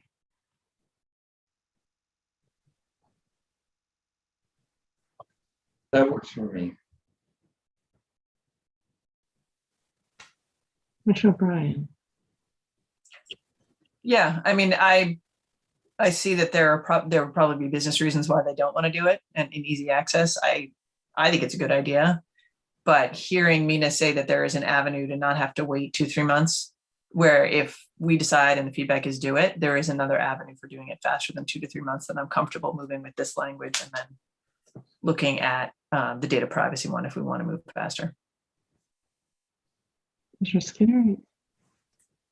Yes, I think the pause makes sense to allow us time to gather some additional information. I think mandating it right now is a bit premature, but maybe a good idea once we learn more about what the technical capabilities are. Well, I probably lean toward the industry when we are assessing, because we at least mandated the option, and not all of them even had the option, so they added the option. So I'm leaning toward wanting it as an additional safety measure against any young person or ineligible wager. But I think Mina, like Commissioner O'Brien pointed out, it's got a solve that doesn't that would allow us to get some input. And if we could revisit it sooner than later, if we get some input that it is a good idea, then I'd like to see us at least convene and discuss it further. Okay. All right. So that's it, right? That's correct. That's it. Thank you for going back on that. And so this would be our last vote on regs today, and we're going to be getting Attorney Vicarious out a little bit early. Do I have a motion? Commissioner Hill? Madam Chair, I move that the commission approve the small business impact statement in the draft 205 CMR 248 as included in the commissioner's packet and discussed here today. Further move that the staff be authorized to take the steps necessary to file the required documentation with the Secretary of the Commonwealth by emergency and thereafter to begin the regulation promulgation process. I further move that the staff shall be authorized to modify chapter or section numbers or titles to file additional regulation sections as reserved, or to make any other administrative changes as necessary to execute the regulation promulgation process. Do I have a second? Second. Thank you, Commissioner O'Brien. Any questions or comments? That motion. Okay. Commissioner Hill. Oh, Commissioner O'Brien, my apologies. Commissioner Hill. Aye. Commissioner Skinner. Aye. Commissioner Maynard. Aye. And I vote yes, 5-0. All right. Thank you, Madam Chair. And since I do have a few extra minutes, I first thank you for setting the schedule correctly, and I'll take the opportunity to wish Mr. Povich a happy birthday in a public session as well, so and embarrass him publicly. You know, June 1st is a special day. Why is that? Attorney Povich, what's the plan for this evening? A small dinner with family. Thank you very much. I'd invite you all, but the reservation's already been made. So. And I thank Nina and all of you for your good wishes. And did the celebration begin yesterday at Fenway? Every day is a day to celebrate. So yeah, but the Red Sox let me down a little bit, but that's okay. Well, happy birthday, Mom. Thank you very much. All righty. And that was nice, Mina. Thank you. So we can let Mina go. He's gone. He's off to his next gig. That means that we can turn to, and thank you to A&K. We can turn to the next item on our agenda. It's 10:30. Madam Chair, Yes. can I ask for a 5 to 7 minute break, please? Yeah, and we can do that math and make it 10:45, quarter of 11. Thank you. Thanks, everyone. Appreciate it. Great work to the legal department and to A&K. You're all such a great team. Excellent, excellent work. We will be back at 10:45.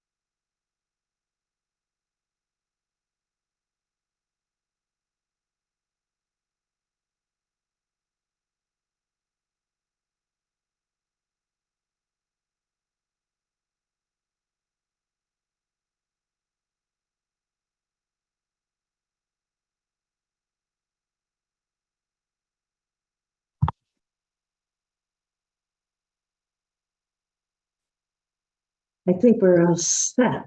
Dave or Mills, thank you. All set. Okay, we're all back. This is a reconvening of Mass Gaming Commission public meeting, and we're holding it virtually, so I'll do our roll call. Good morning again, Commissioner Ryan. I am here. Commissioner Hill. I'm here. Commissioner Skinner. Morning. Commissioner Maynard.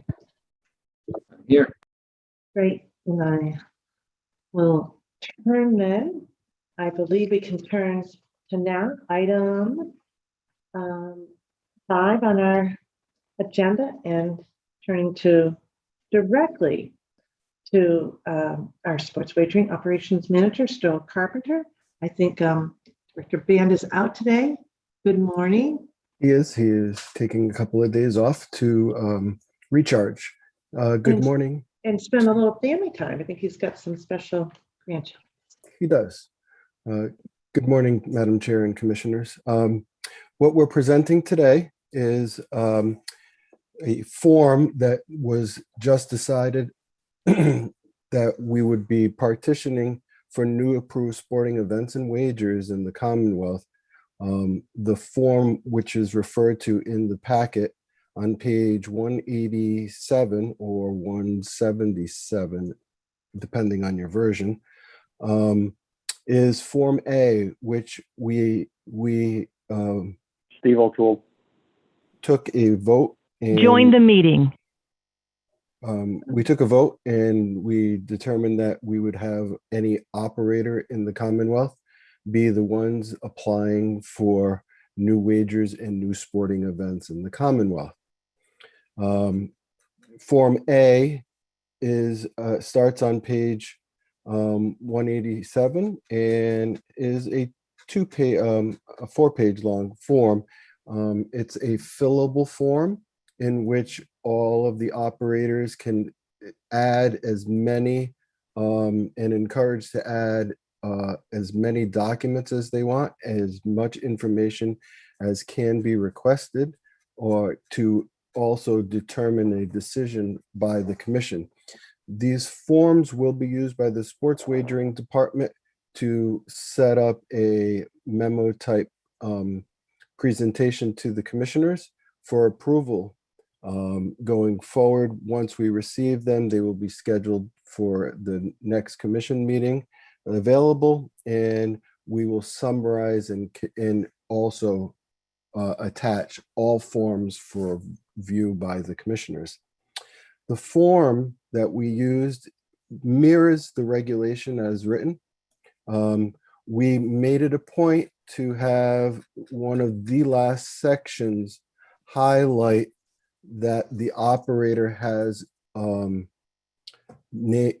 reached out to the sports governing body, or if not the body, the entity that conducts the sporting event, just to assure that it is acceptable with that sports governing body, that they want to have wagers on the event and it doesn't cause any undue concerns via either public health or for that operator.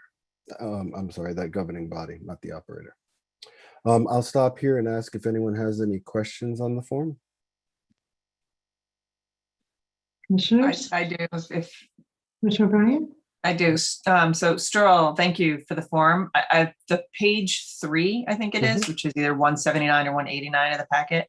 Yep. With that section you just talked about, I'm wondering if it can be written even more pointedly in terms of, because right now it says basically, have you informed them? It doesn't say, I'm curious to get, I would like to see if they have not, why have they not?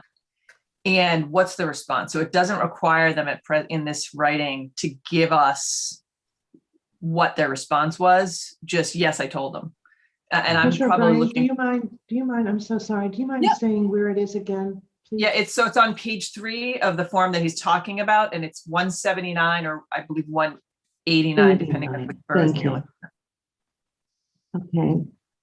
And it's the section that they put in after our conversation.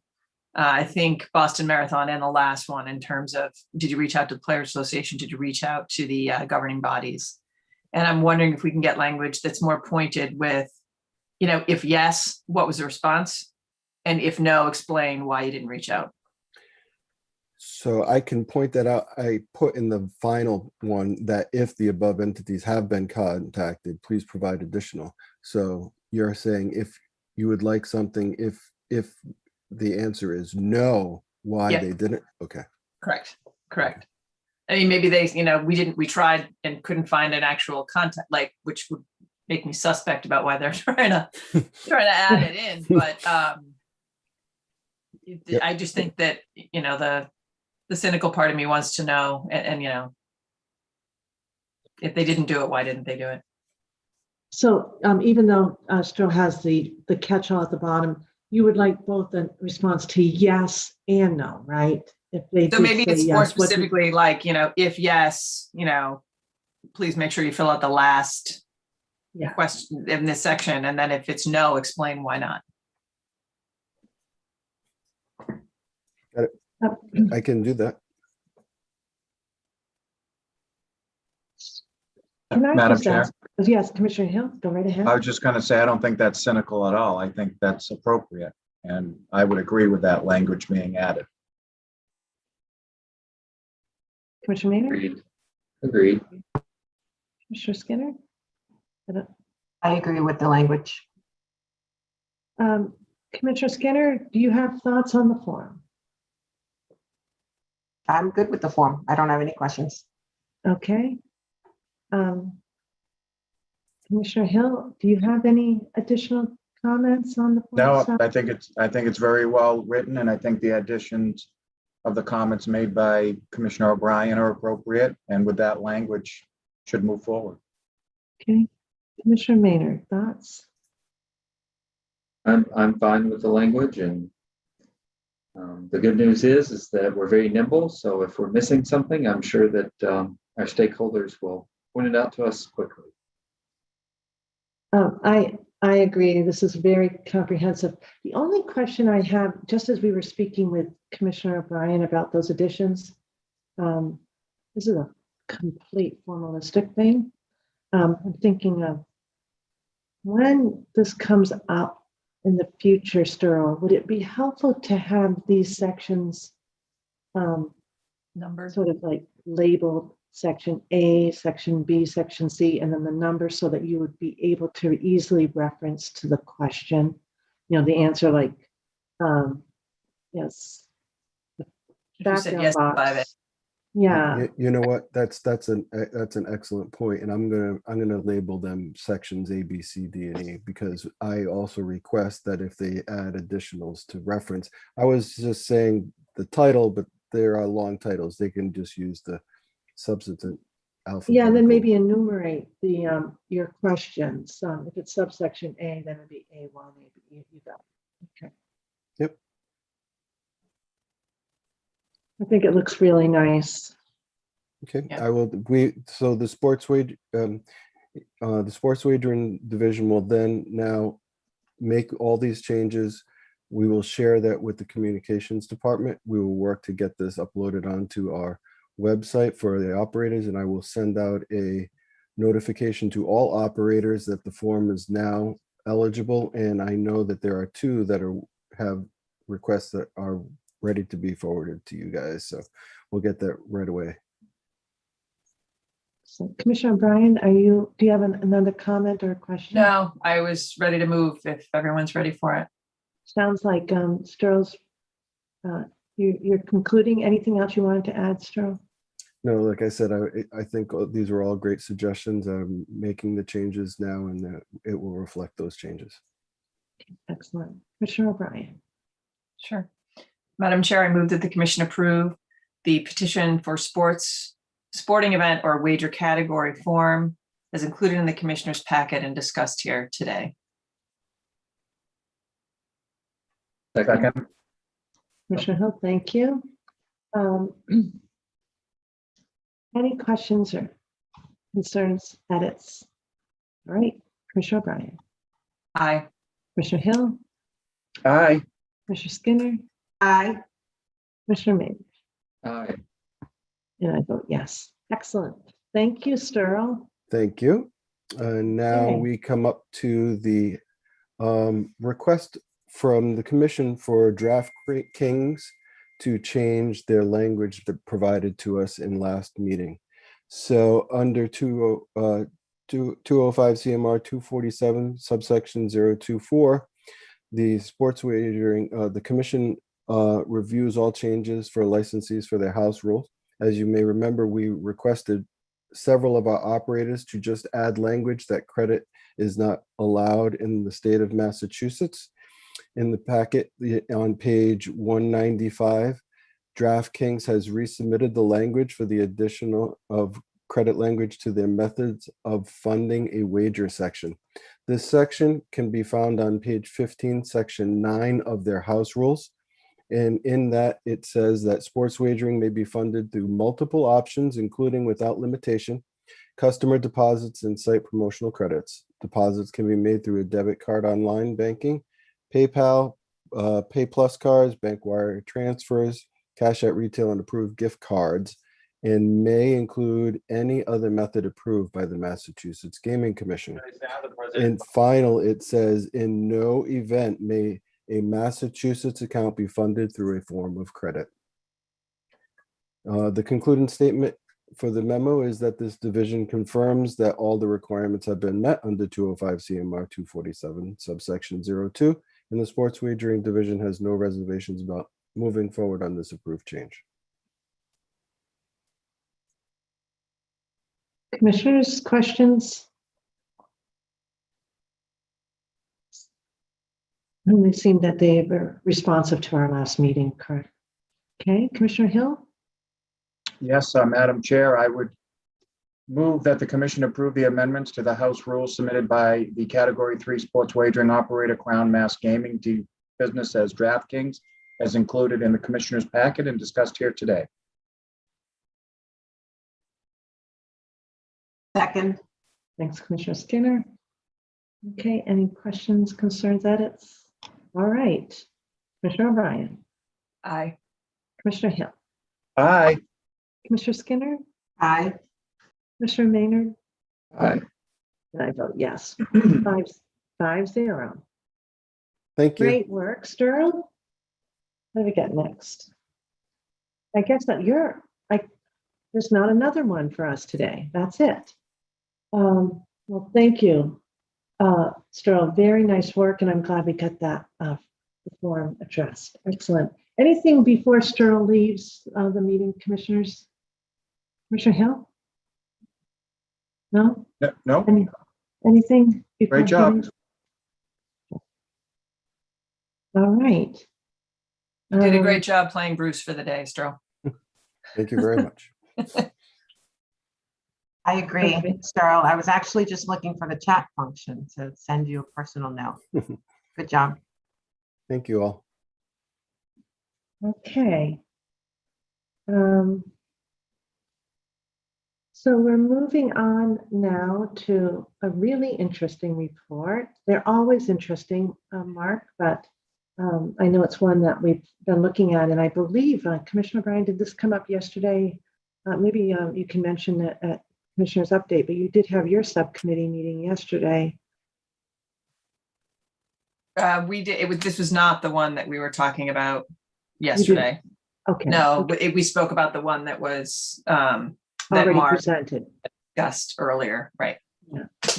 So you can discuss that in Commissioner update, but I know that we've been waiting for this one. It's very, very interesting. Mark, you want to flip on Caitlin's phrase of the day?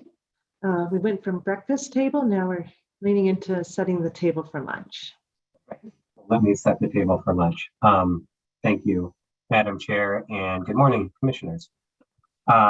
Today, we will be sharing with you the patron and license plate survey for Encore Boston Harbor. And this starts, I believe, on page 197 of your packet, or at least the latest packet that I have. So just, that's right. So completed in 2022, this report presents the results of the first patron survey at Encore Boston Harbor.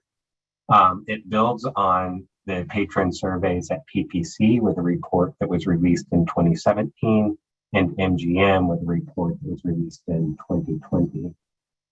Findings include insights on demographics of casino visitors, behaviors, and expenditures. Patron surveys have been an important part of our research agenda as they provide the only data that's collected directly from casino patrons regarding their geographic origin and expenditures. We have several members of our Sigma team here today. Of course, we have Dr. Rachel Bulberg. She, as you know, is the principal investigator on the Sigma project. She also is a research professor in the UMass Amherst School of Public Health and Health Sciences. We also have Dr. Thomas Peak, who is a senior research analyst at the UMass Donahue Institute. He contributed to the design of the patron survey questionnaire, the data analysis, and the expenditure portion of this report. And last but not least, we have Dr. Lori Salome. She is a lecturer in the Eisenberg School of Management in the Department of Hospitality and Tourism. She has been instrumental not only in this report, but in the other two reports that I just mentioned. These are no small tasks, getting these reports fielded. And I would say that Lori and the team have learned a lot in those first two iterations and brought that experience to this report. Just so you know, the coordination with Encore Boston Harbor, first of all, with our MGC team at Encore Boston Harbor, coordinating between the social and economic teams is extensive. Lori coordinated 42 surveyors to conduct the surveys as patrons were leaving different exit areas of the casino. So just a big shout out to Lori, to Rachel, and to Tom for getting to the point where we are here today. Rachel, I think maybe you wanted to say a little bit more. I hope I didn't steal your thunder on any part of this, but I will turn it over to you before we dive into the presentation. Thank you. Great, thank you, Mark. And good morning, commissioners, Madam Chair. Mark, I think you inadvertently gave Tom a promotion to doctor. But well deserved, I just want to, sorry, technology. So I just want to introduce Lori Salemi and Tom Peak in a little bit more detail, since I believe this is the first time they've been in front of the commission in quite a long time. Lori is an attorney. She has been with the Sigma project since its inception in 2013, and actually for about a year before that, as we were putting the team together. As Mark mentioned, she's a senior lecturer too in the Eisenberg School of Management in the Department of Hospitality and Tourism Management, where she has been teaching since 2001. She has experience in the business as well as at the university. But among her various duties on the Sigma project, Lori's most important role, I think, is that she heads up the team that has conducted the patron surveys, which importantly bridges the work of the social and economic teams in the development of the survey and in drafting the report. So she led the survey implementation and supervision in the field, as well as the writing and editing of the report. Tom Peak has been with the Sigma project since 2014. He's a senior research analyst at the UMass Donahue Institute, where he conducts economic impact studies for clients in state government, higher education, and the private sector. He also assists the public in acquiring and understanding US Census data as the point person for the Massachusetts State Data Center. And among his various duties on the Sigma project, Tom contributed to the design of the patron survey questionnaire, the data analysis, and the expenditure portion of the report. So with that, I'd like to turn it over to Lori and Tom for a presentation on the Encore Boston Harbor Patron Survey. Thank you, Mark. Thank you, Rachel, for such a lovely introduction, and good afternoon, commissioners. I guess it's still good morning, commissioners. It's my pleasure to be here. As Rachel said, it's been a while since I've been before this body, and it has changed since then. So nice to meet you all. I've been listening in today. I'm going to dive right in and go. Is somebody sharing slide? Is that Mark? I'm sorry, I couldn't quite hear your question. Mark, are you sharing slides? Mark? Mark, you're on mute, just so you know. Okay, I hadn't, I would need to pull them up, but if you want to give me a second, I could certainly. Let's just see 1 minute. Grace, do we have that separate, or is that, because? I can share slides if you want. Okay, Yeah. as long as you have access, that's good. Thank you. Yeah, yeah. It just means I won't look at my notes, but I think I'll be okay. Just want to say good morning to the entire Sigma team. Thank you so much for appearing today. All right. Can people see that okay? Yeah, you have, just so you know, it's also, we see the side view, not just the clean. Yeah, because if I show just the clean, then I won't be able to see you. Then you won't be able to change it. That's just fine. I just Yeah. want you to know. That's absolutely Okay. understandable. All right. Thank you. Okay, thank you. All right, excellent. Thank you so much. So we have now done patron surveys at all 3 Massachusetts casinos. We did Plain Ridge Park Casino in 2016, MGM Springfield in 2019, and Encore Boston Harbor, of course, in 2022. Methodologically, a significant effort was made to capture a sample of patrons through venue exit surveys that was as representative as possible. However, there were a few differences with the Encore Boston Harbor survey. First, ideally, we would have gone to Encore Boston Harbor in March of 2020.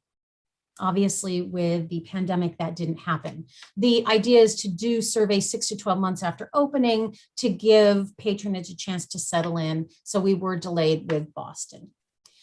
The second thing is that we found, initially we did 2 waves of collection at the prior 2 casinos in winter and in summer in order to see if there was any seasonal differences in patronage.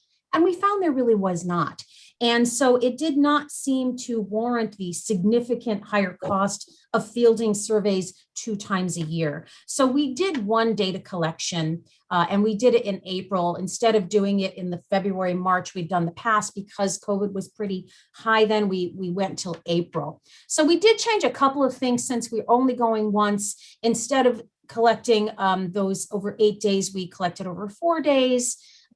Instead of a 6-hour collection period, we stayed on site for a 7-hour collection period. And instead of approaching every 6th patron who exited, we intercepted every 5th patron who exited, again, just to get a little more data.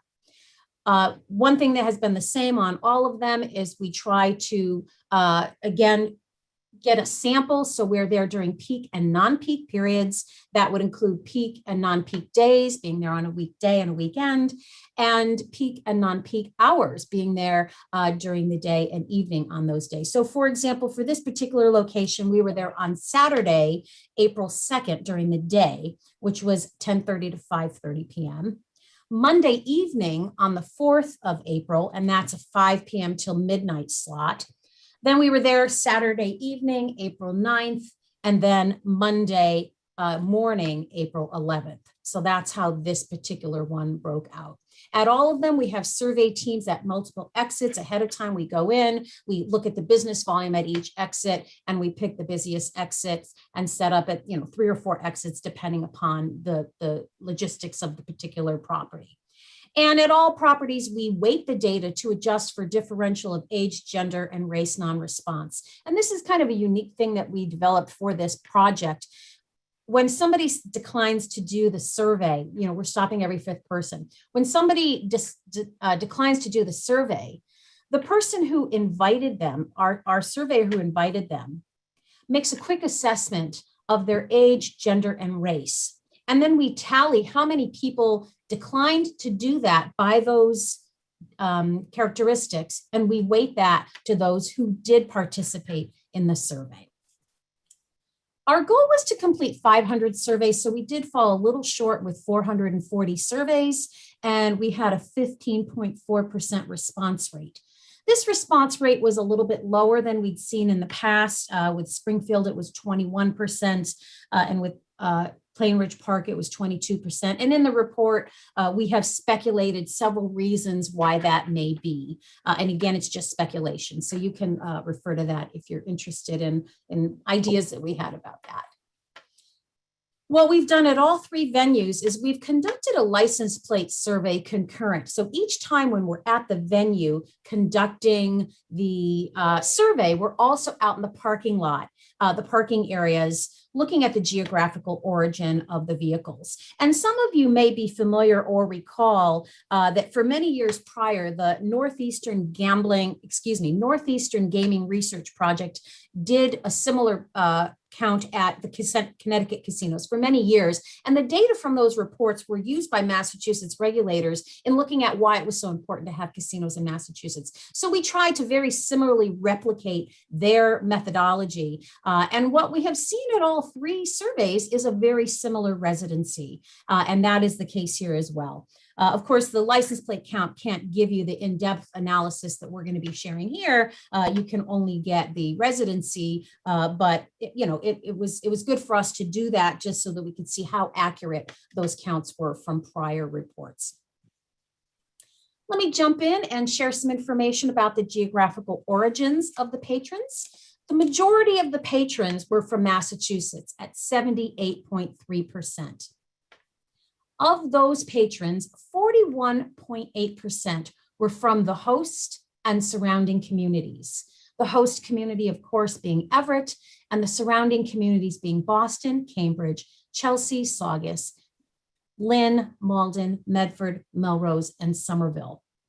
Now, the surrounding communities are those designated by the Massachusetts Gaming Commission, except for Chelsea and Saugus.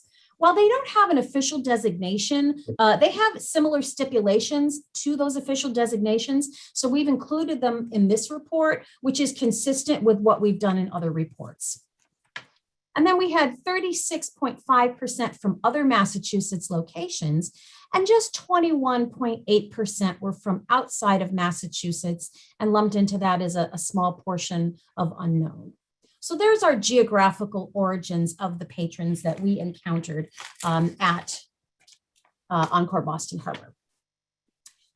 I want to do just a little, we didn't do a comprehensive 3 casino comparison in this report because this really is a standalone report, and a more in-depth comparison of the patron survey data from all 3 Massachusetts casinos is going to be included in our upcoming integrative report, the socioeconomic impacts of expanded gambling in Massachusetts in 2024.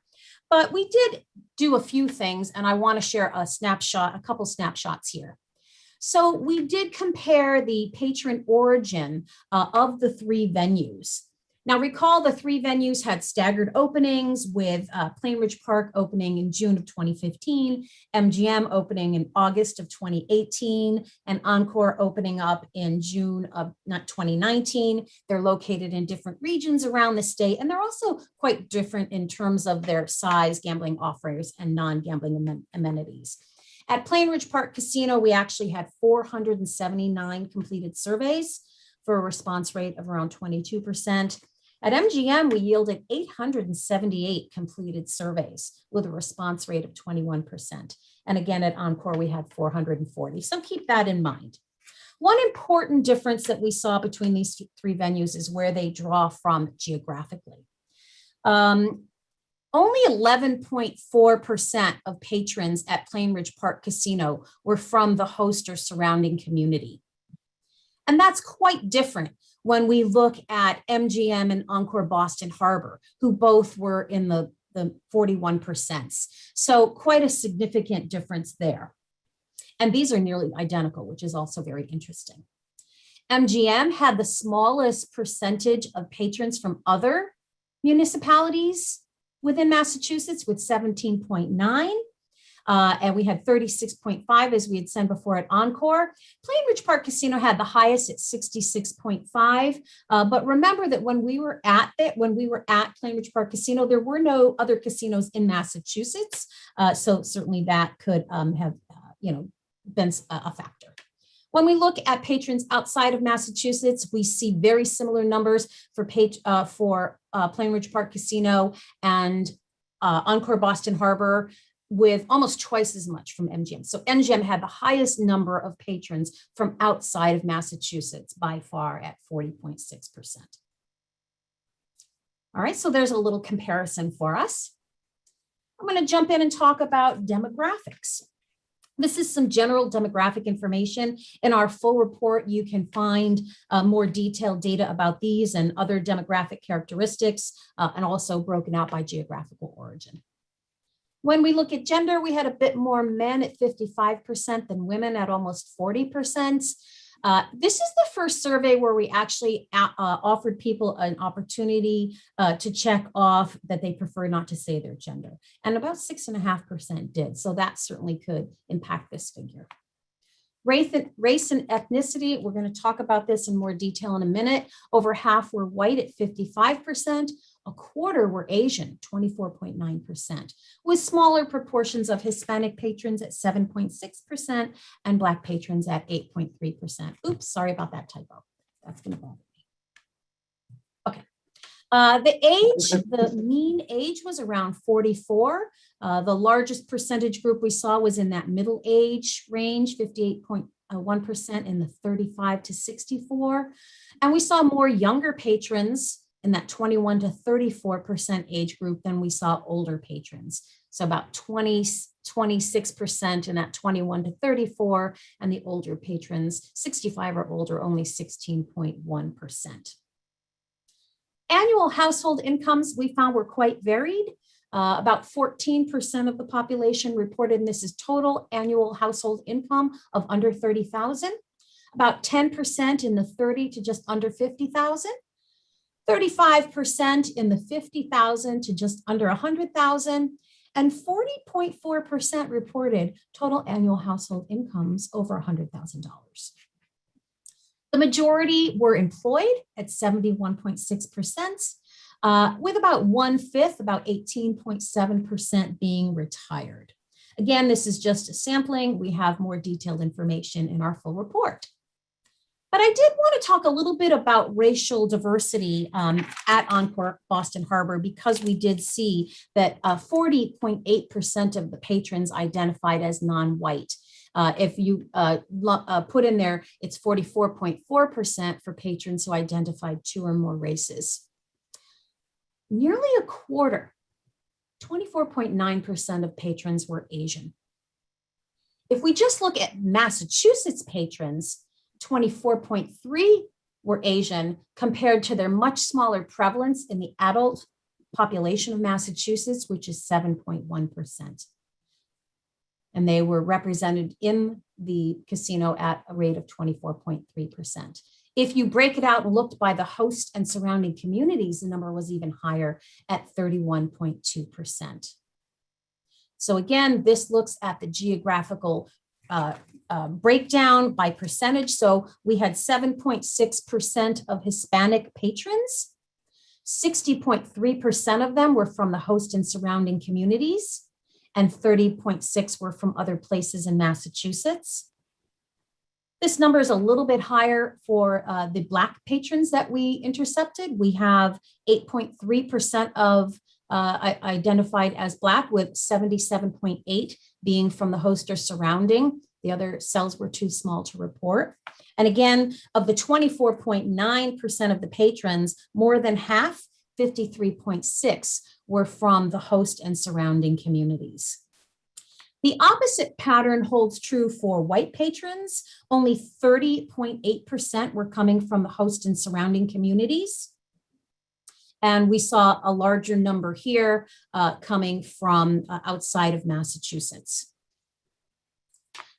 Just so you know, what we did offer people who checked, for example, that they were Asian to break that down. We had 40% identified as Chinese and about 1/5 each of Vietnamese and other Asian and about 10% of Asian Indian. And given the frequency of the complimentary shuttle service between the casino and Chinatown, it's not surprising. Buses actually depart, when we were there anyway, depart from Chinatown and the casino every half hour. And the only break in the 24-hour period is from 8 to 9:30 in the morning. Again, we did not do an in-depth comparison in this report. That will come in our integrative report, but we did want to look a little bit more at the racial diversity issue because this certainly, when we saw this number, it certainly gave us a reason to want to look at it a little bit more. So we did try to look at the comparison of the 3 venues around race and ethnicity. Encore Boston Harbor was the most racially diverse, with roughly, as I said, about 45% non-white when we're looking at the 2 or more races, compared to 32.5% at MGM and just 18.2% at Plainridge Park Casino. MGM actually had the highest number of Hispanic patrons at 16.5, compared to Encore Boston Harbor, 7.6, and over here is Plainridge Park Casino, 4.5. Not pictured here, but we also then wanted to look at what is their if we looked at just the Massachusetts patrons, what is their representation in the total general Massachusetts population? So Hispanic patrons from Massachusetts were actually overrepresented at MGM at 16.3%, since they only comprised 10.6% of the adult population, and slightly underrepresented at Encore Boston Harbor, since they were 8.6%, and they represent 11% of the total population. When we look at the patrons who checked off white as their race or ethnicity, Plainridge Park Casino certainly saw the largest patrons identifying as white compared to MGM and Encore Boston Harbor. When we look at their populations in the adult population of Massachusetts, white patrons were overrepresented at Plainridge Park Casino because they only represent 75% of the population, and were underrepresented at Encore Boston Harbor because at 55%, they represent 71.9% of the population. And at this percent here, they represented 73.4% of the population. Patrons at Encore Boston Harbor were slightly more likely to be Black compared to MGM and Plainridge Park Casino. They were overrepresented at Encore Boston Harbor. If we look at just Massachusetts, because again, this is all of them, we had Encore Boston Harbor had 9.4% and 6.1% as their number in the general adult population. Fairly evenly represented at MGM. And as previously stated, patrons were significantly more likely to be Asian compared to MGM and Plainridge Park Casino, where the numbers were actually even too low to report. So you can read more detail about that in the full report, and of course, more discussion of it. I'm sorry, is Commissioner Hill, did you have a question? I see your, oh no, he must be talking to. Okay. Commissioners, if you have questions, we can either I saw you talking. I wasn't sure if you. We can decide to hold them maybe to the end, Commissioners. Yes. It might be most helpful. Thank Thanks. you. Thank you so much, Commissioner. I want to talk a little bit about frequency of visitation, because people were asked how often they come. 17.6% of patrons reported this was their first visit. 13.8%, I'm going to jump over here a little, reported to coming 2 to 3 times a month. And 43.4% visit once a week or more. In this chart, we also broke out the information by geographical origin. So 43 of these 43.4% who come once a week or more. When we look from the host and surrounding communities, we actually see that that number is 58.1%. So from the host and surrounding communities, 58.1% report coming weekly. For example, we also looked at it by ethnicity, and patrons who identified as Asian were more likely to visit at least weekly at 60%. And the number of weekly visits or more were also higher among Blacks and Hispanics.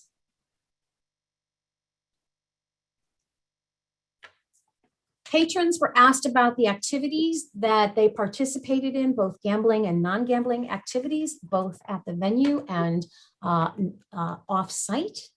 And we have this information here.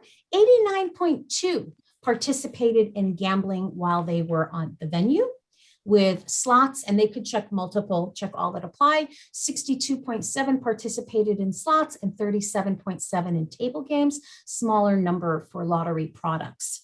We do see that only 10.8% did not gamble at all, which would seem to indicate that gambling really is the main draw for this venue. That number was only 6.8% from the host and surrounding community. So that number is even smaller there. And again, that, given, it's not surprising given that there's, 12 dining and lounging and entertainment venues within the facility. 79.4% spent money on non-gambling activities in Encore Boston Harbor. Food and beverage was the most frequent at 68.1%, followed by the hotel, shopping, and entertainment. We also asked patrons the non-gambling activities they engaged in off-site, and those would be either what they did on their way in or anticipated on their way out. So we assume that most of that is in Massachusetts. And 70.5 did participate in some type of off-site activity. Attending events, shows, or exhibits was the most frequent, followed by food and beverage. Patrons had an opportunity to discuss or to share with us some of the strategies that they used to gamble within their personal limits. And again, they could check all that applied. And the three top strategies that were used was avoiding the ATMs, 43.1%, viewing gambling as fun and not a way of making money, 31%, and sticking to a monetary limit, 29.5%. As an aside, not pictured here, about 70% reported that they did gamble elsewhere in the past year. And that included about 19.3% who gambled elsewhere in Massachusetts, 25% gambled in Rhode Island, and about 49% gambled in Connecticut in the past year. About 83% or so got there by car. About 90% of them reported having an enjoyable visit, 88% saying they would come back. About 74% have a loyalty card. That number is a little bit higher for slot players. About 83% have a loyalty card.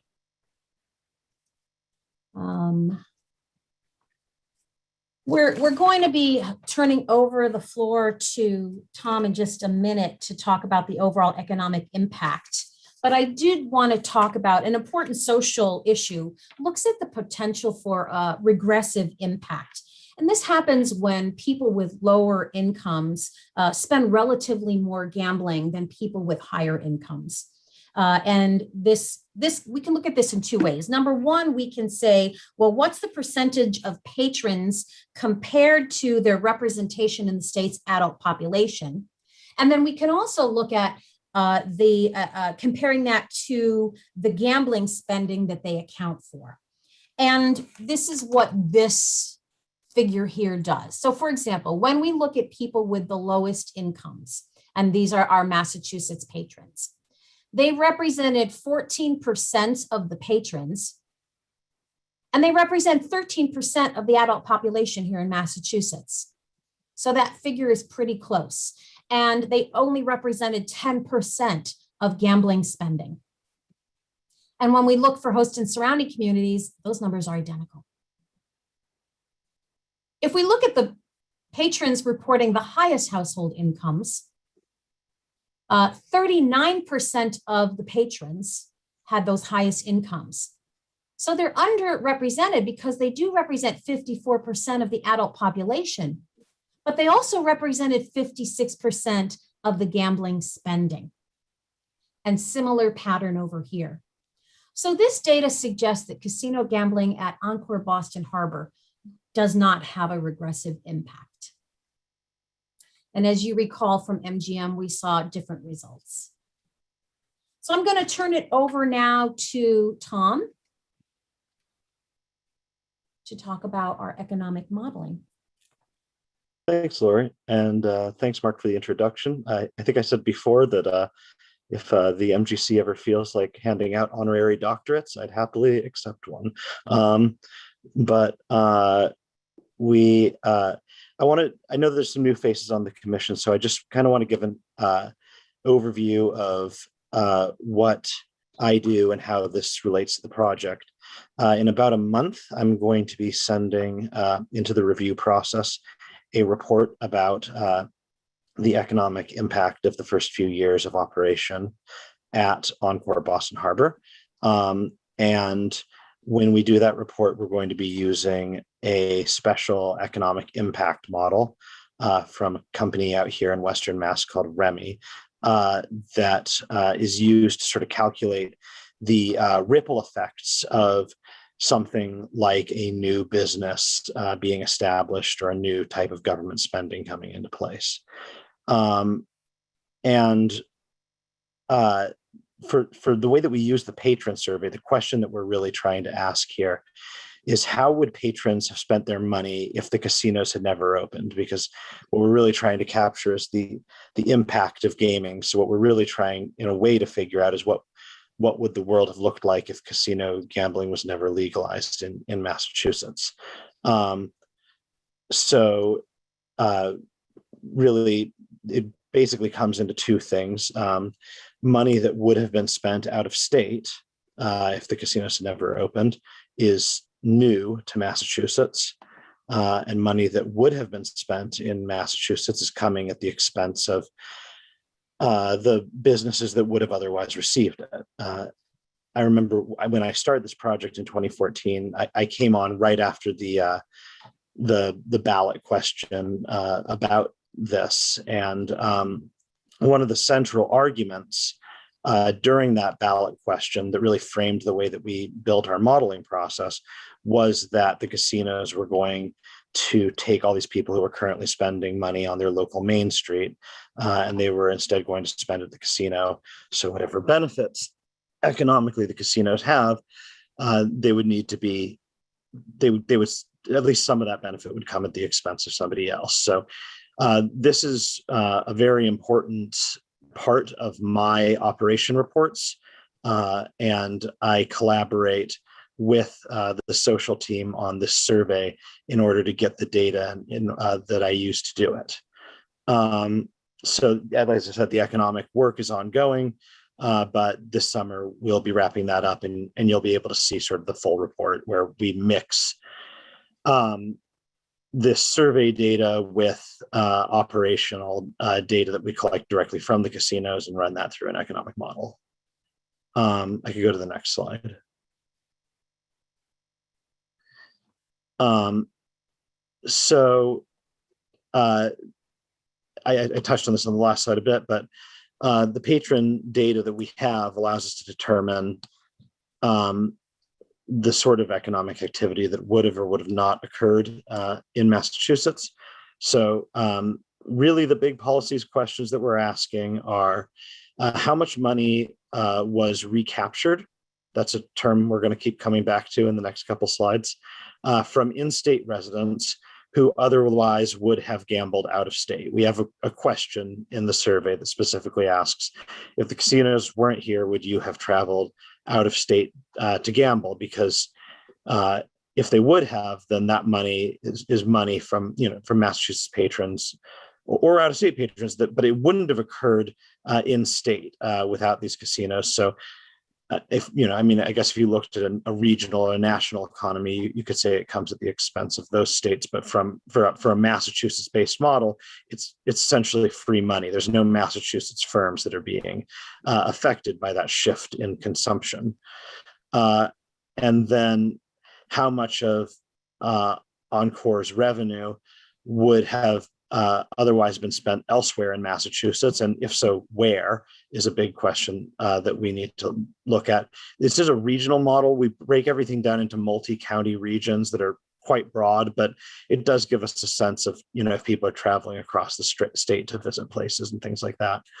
And then how much new out-of-state spending is Encore Boston Harbor attracting? In other words, how many people who are out of state and wouldn't have come to Massachusetts otherwise, are coming here because of the casino. And then one thing I didn't put in here, but another, and Lori touched on this earlier, another question that we do look at is how much money is being spent off-site by patrons who are visiting Encore Boston Harbor and may have not been visiting the area otherwise. That's another impact that we attempt to measure.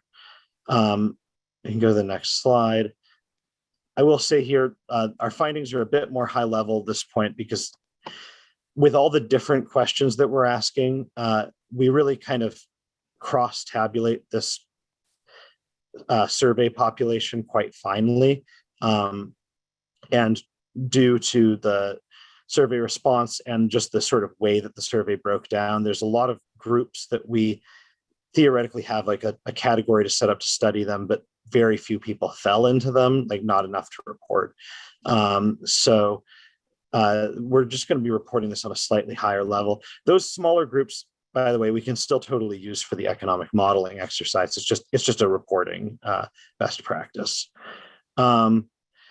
So the big finding here is that in-state patrons who we're calling their spending recaptured, we call them recaptured in-state patrons, they account for 45.2% of the reported gambling spending and 64.4% of the reported non-gambling spending at the casino. And these numbers are generally in line with what we see at the other places where this is the largest group of patrons. I think in some places it's been the majority of spending. Here it's just a little bit under, but it's in any case the biggest when you account for their reported spending. The largest group, the group responsible for the most spending, is people who have identified that they otherwise would have been going out of state to gamble. And just for a little bit of context, that could be people who are regular, like very regular gamblers who were previously traveling to Connecticut or Rhode Island, and now they're not. Or it could be very casual gamblers, like it could be a bachelor party or something that, had a plan to go to a casino and now there's a close one. But in a lot of cases, I think it's probably quite regular gamblers. In terms of in-state patrons who their spending was reallocated from other businesses, we have them accounting for about 24.3% of reported gambling spending. So there is some of that spending, about a quarter of it, of the gambling spending, we think is spending that probably would have occurred on other expenditures within Massachusetts instead. One of the big findings that we had is that out of the reported spending, whether recaptured, reallocated, about 95% of it is coming from what we're calling our Metro Boston region. And again, this is a model that we build out of counties. And so our Metro Boston region is quite large. It's Suffolk, Essex, Middlesex, and Norfolk counties. So it's a very large region, and it is a home to, I think, the majority of Massachusetts residents. So it's not wildly surprising, but I think it is important to say that a lot of the spending that we are seeing is people who are based in either the surrounding area or one of the adjacent counties. I think we go to the next slide. But just in terms of recaptured spending, I think it is important that the majority of casino patrons that were surveyed did indicate that they would have gambled in another state if not for Encore Boston Harbor. So that includes people in the host and surrounding community, people in other municipalities, and people from outside Massachusetts. All indicated that the majority of all of them indicated that they would have otherwise gambled out of state if not for the casino. Given that that was an important public policy goal of the legalization of casino gambling in the first place, I do think that's an important thing to point out. But I would also point out that the numbers, while they are the majority, they're not overwhelming majorities. So that's sort of a very quick overview of the information that we pulled out of the patron survey. There will be more information on this and on its economic implications coming in our Encore Boston Harbor economic impact report, which, like I said, we are just finishing up the data analysis, and it should be on your desks later this summer. Madam Chair? Yes. Tom, can I ask you? Do you mind, Commissioner Hill, if I can just ask, do people want to go back? Because I know we have the slideshow in our packet too. Do we want to go back, or could we open it up so I could see faces? Do you mind taking down the PowerPoint then, please? Thanks. Great, now we can have a conversation. Thanks, Commissioner Hill. Tom, a very quick question. On your last slide, you were talking about patrons who, if we didn't have Encore, would have gone to out-of-state gambling. Did they happen to say they were going to Connecticut, New York, Maine? Did they happen to give any indication? There is some information about that, although I don't have it in front of me. Lori, do you have those numbers in front of you by any chance? They're in the report, but yes, we did ascertain that information of where else they would have gambled if we didn't have here. Connecticut, oh no, that's where they visited in the past year, sorry. Don't have it right handy, sorry. That's okay. If you can get that, I mean, if it's in the report, I'll read it. It's in the report for sure. I, for some reason, missed it when I was going over it, but I'm just curious. That's all. Mark can follow up with us on that, Commissioner Hill, because it's a dense report, so it would be helpful. Yeah. Thank you, Madam Chair. Thank you, John. Director Bannerman, are you leaning in? Yeah. Mark? Well, I was just going to add, and usually I say this at the beginning, but Commissioner Hill, what I think you're probably thinking is that a major driver of the Expanded Gaming Act was recapturing dollars that would have otherwise gone to these other New England states, and so it is a really important aspect of what this study highlights. So, yeah, I think it's a good question. I have a question, Commissioners. Are you leaning? Is anyone leaning in to ask a question right now? Let me just come back to if you. Go right ahead. Yeah, we did ask if there was no casino in Massachusetts, would you have chosen to spend the money you spent here today on gambling in another state or county? And then when we ask where, we do give them the opportunity very clearly to check off where that would be. Sorry. And do you have the results? I will get you that page number and I'll drop it in the chat. Okay. And Lori, I wanted to follow up on something you mentioned with respect to the Asian population, that the numbers, the percentage seem to outpace the representation of the general population. And my question was going to be, how does the fact that Encore provides busing impact it? And you did reference, but it sounded like you might be surmising. Did you ask, were you able to ascertain who was and not just with respect to the Asian population, who was taking a shuttle versus driving there? Did you have that? Yeah, people were asked how they got to the venue. And they were given plenty of options to say how they got to the venue. So that Thank is you. in there. Yep. And do you happen, would you be able to share any of the results? Hold on. Well, I know the vast majority drove at 80 something percent. Transportation.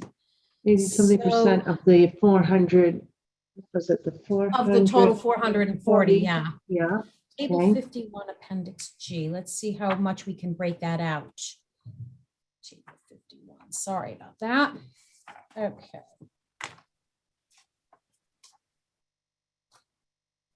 So 82.6, their own car, taxi, rideshare, limo, about 9%. So then the cells are getting kind of small. Public transportation, MBTA, commuter rail was 4.7. Oh, private charter bus, shuttle bus, private coach, or runner van. The number is a little too low to have high confidence in it. It's like 1.8%. And what about Encore sponsored? I think that would probably be included in the charter bus, shuttle, private coach, or runner van. Dr. Andrews, are you weighing in? Oh, okay. I didn't want to put you on the spot, just wondering. So we don't really have any discernible evidence of the impact of Encore sponsored transportation. Up, you're on mute, Lori. So sorry. That's right. We were able to get bus counts from other venues. For example, when we were at MGM, they provided us with a number of people on the buses. We don't have that from Encore Boston Harbor. I don't know if they monitor it the same way. I recall us talking about it, and they say they don't really keep those counts. So really, it's more anecdotal in terms of, the business volume we saw, the people we spoke to. But you don't have really from the Asian population necessarily evidence of that population being, okay, thank you. All right. Madam Chair. Yeah, Commissioner. So Laurie and Tom, I think I got my answer on page 19 of your report. Even though the question was, have you gone to any other states in the past year? I think the information on that graph is indicative of where they would go if we didn't have casinos here in Massachusetts. So thank you, and I did find it. So thank you. And that's on page. It's on page 19 of the report, and that would be page 237 of our packet of the 10 pages ahead. So it might be 227 or 237. 237, yeah. Thanks, I'm just going to take a peek. Commissioner Hill. It's not surprising what I saw. No, I figured. 237. Oh. That, it must be, It's figure 15, if that helps. Page 15, so it's figure 15. Figure 15. What page of the report? 19. Oh, here's figure 15. I have it on 230 of my packet. Yeah.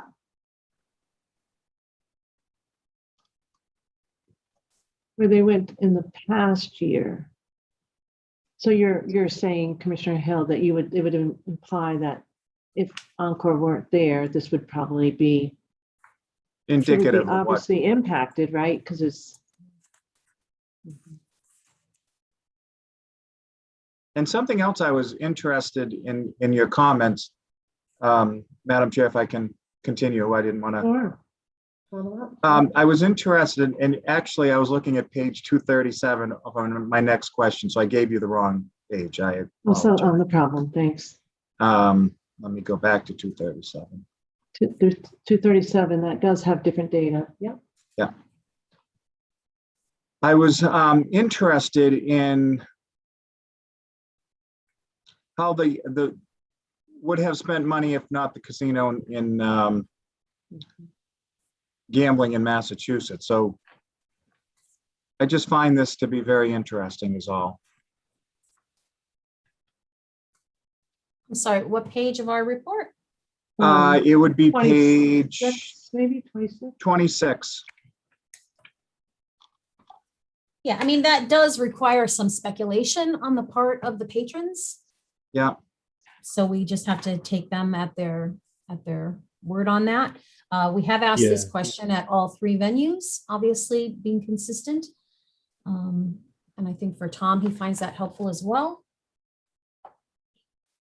We do find it helpful, although it's something that when we're doing our economic modeling, we do tend to take it with a bit of a grain of salt, just because,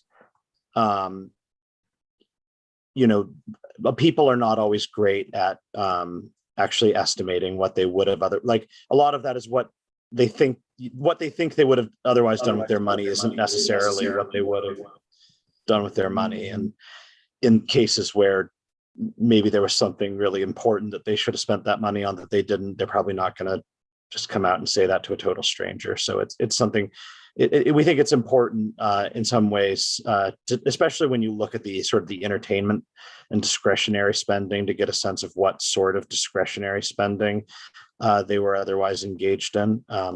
But it's just something that we do sort of want to caveat with the fact that like self-reporting on that is probably not going to be 100% accurate. Understood.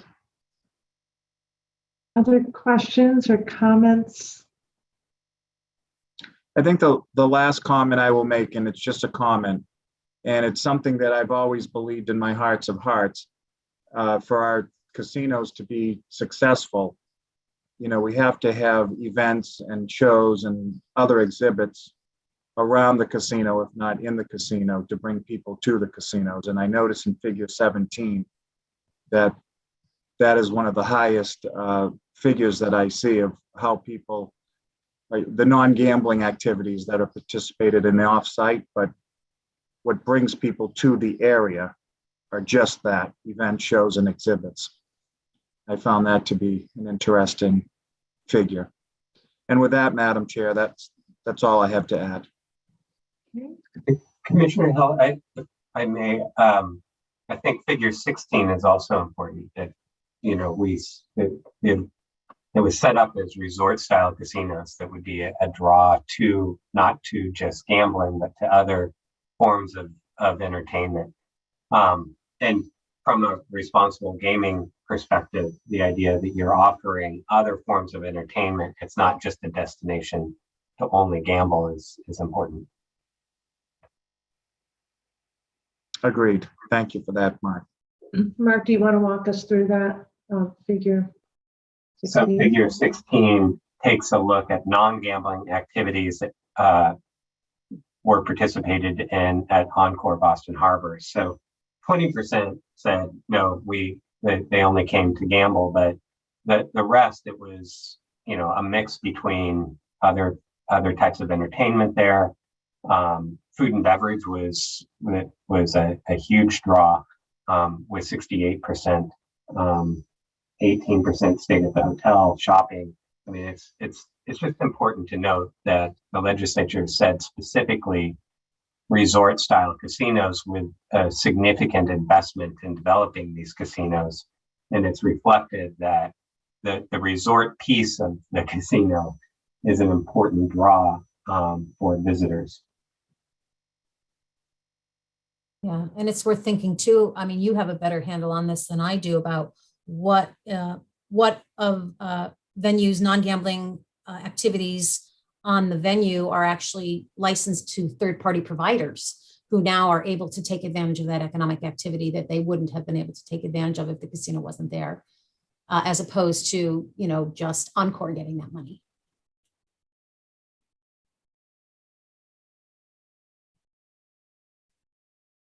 Other Excellent questions report. or yeah.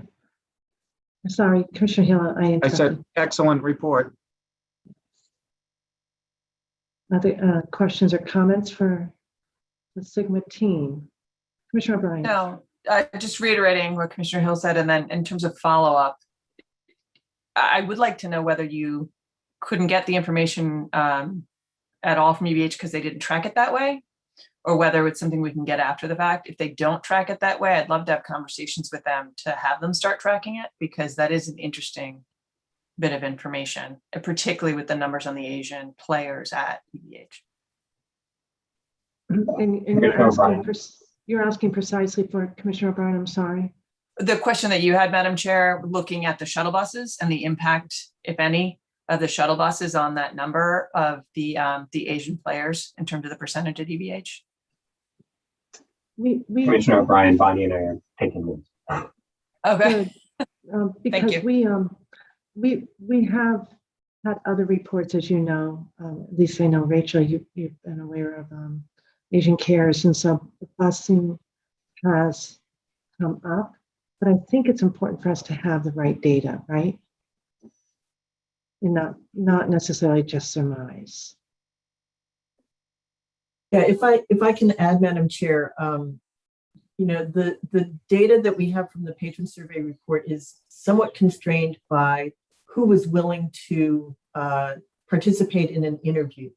And I think, you know, for people who are trying to catch a shuttle bus, for example, it's quite likely that those people would have been harder to recruit into a survey as they were exiting, because they would have wanted to make the shuttle bus. And if they missed that shuttle bus, they would have had to wait another half hour. So, you know, the data that we have are constrained by basically by who is willing to participate in the survey to some extent. But our research team will put our heads together and we'll have some discussions and see if we can figure out a way to nail down what proportion of Encore Boston Harbor patrons are arriving there by shuttle bus from Chinatown versus other modes of transportation. I don't have any immediate ideas, but we'll certainly put our heads together and see what we can come up with. Commissioner O'Brien, leaning in. All set, thanks. Okay. I will just add that we did have surveyors who spoke Vietnamese and Chinese, and we also had printed versions of the patron survey in Vietnamese and in Mandarin. Because you did capture that the percentage of this of the 400. If I understand correctly, you were able to have 440 surveys. How many were Asian? Almost 25%, but Right. remember that's weighted. Right. With So the at that juncture, would you have been able to find out if they were catching the bus, to Rachel's point, or? We can like pull going that out and see if if those numbers are reportable. Yeah. But I also I Yes, think in other words, I think it's important for Rachel. Yeah. To Rachel's point, that you did get them. They did participate in this survey, which if it were people who of the Asian population, where we're kind of surmising that they're taking Encore sponsored transportation, I wanted to be careful we not do that unless we have data to support it. But now I was impressed by the fact that, because I think of all the resources you use, Lori, on language, you had such a diverse population captured in this survey. I think that was outstanding work, right? So there was no language barrier, certainly. Maybe what Rachel's saying is those who are catching the bus didn't participate, so would it even be a higher population than the 29%, whatever the percentage was? Well, we are waiting to the to the refusals as well. So Right. if somebody Oh. refused, right, we That's tracked right. their, we had a form so that you could quickly say, okay, what gender do I think they are? What age range do I think they are? And what ethnicity do I think they are? And we've done that for all three. And, there's some, we also do an accuracy test of how well the surveyors do at estimating that, et cetera. So we do take that into account. So I think that So we that's don't know really the percentage of the Asian population that actually participated in the 440. We can go back and take a look at the refusal you. rates by Yeah. by race and ethnicity. Yeah. But I I see. think the larger point is that even when you're weighting the data to what you think, to what the patronage looks like in very rough demographic categories, you can't take that information that you use for weighting and find out things that people didn't tell you. People who did participate tell you certain things, but that may not be reflective of the entire body of the patronage. So there are some caveats that we include in all of our reports about the statistical process known as weighting, because it's a very important process, but it doesn't correct for every type of non-response bias that you might have in a survey. I understand now. Thank you for that clarification. I think to Commissioner O'Brien's point and mine, we're hopeful to get more data and clarity around the narrow issue, and I'm hoping that all the good work you've done, you can extract the answer from already what you've done rather than having to do additional work. But we'll stay tuned, right, Mark? Okay. Okay. Thanks. Appreciate it very much. All righty. Other points or things that jumped out at you? That was one that was on my mind. A follow-up, international, Tom, we're not seeing the impact of the international tourists so much. Tom, or Laurie or Rachel. Yeah, Lori might be able to speak a little bit more to that, but just in terms of the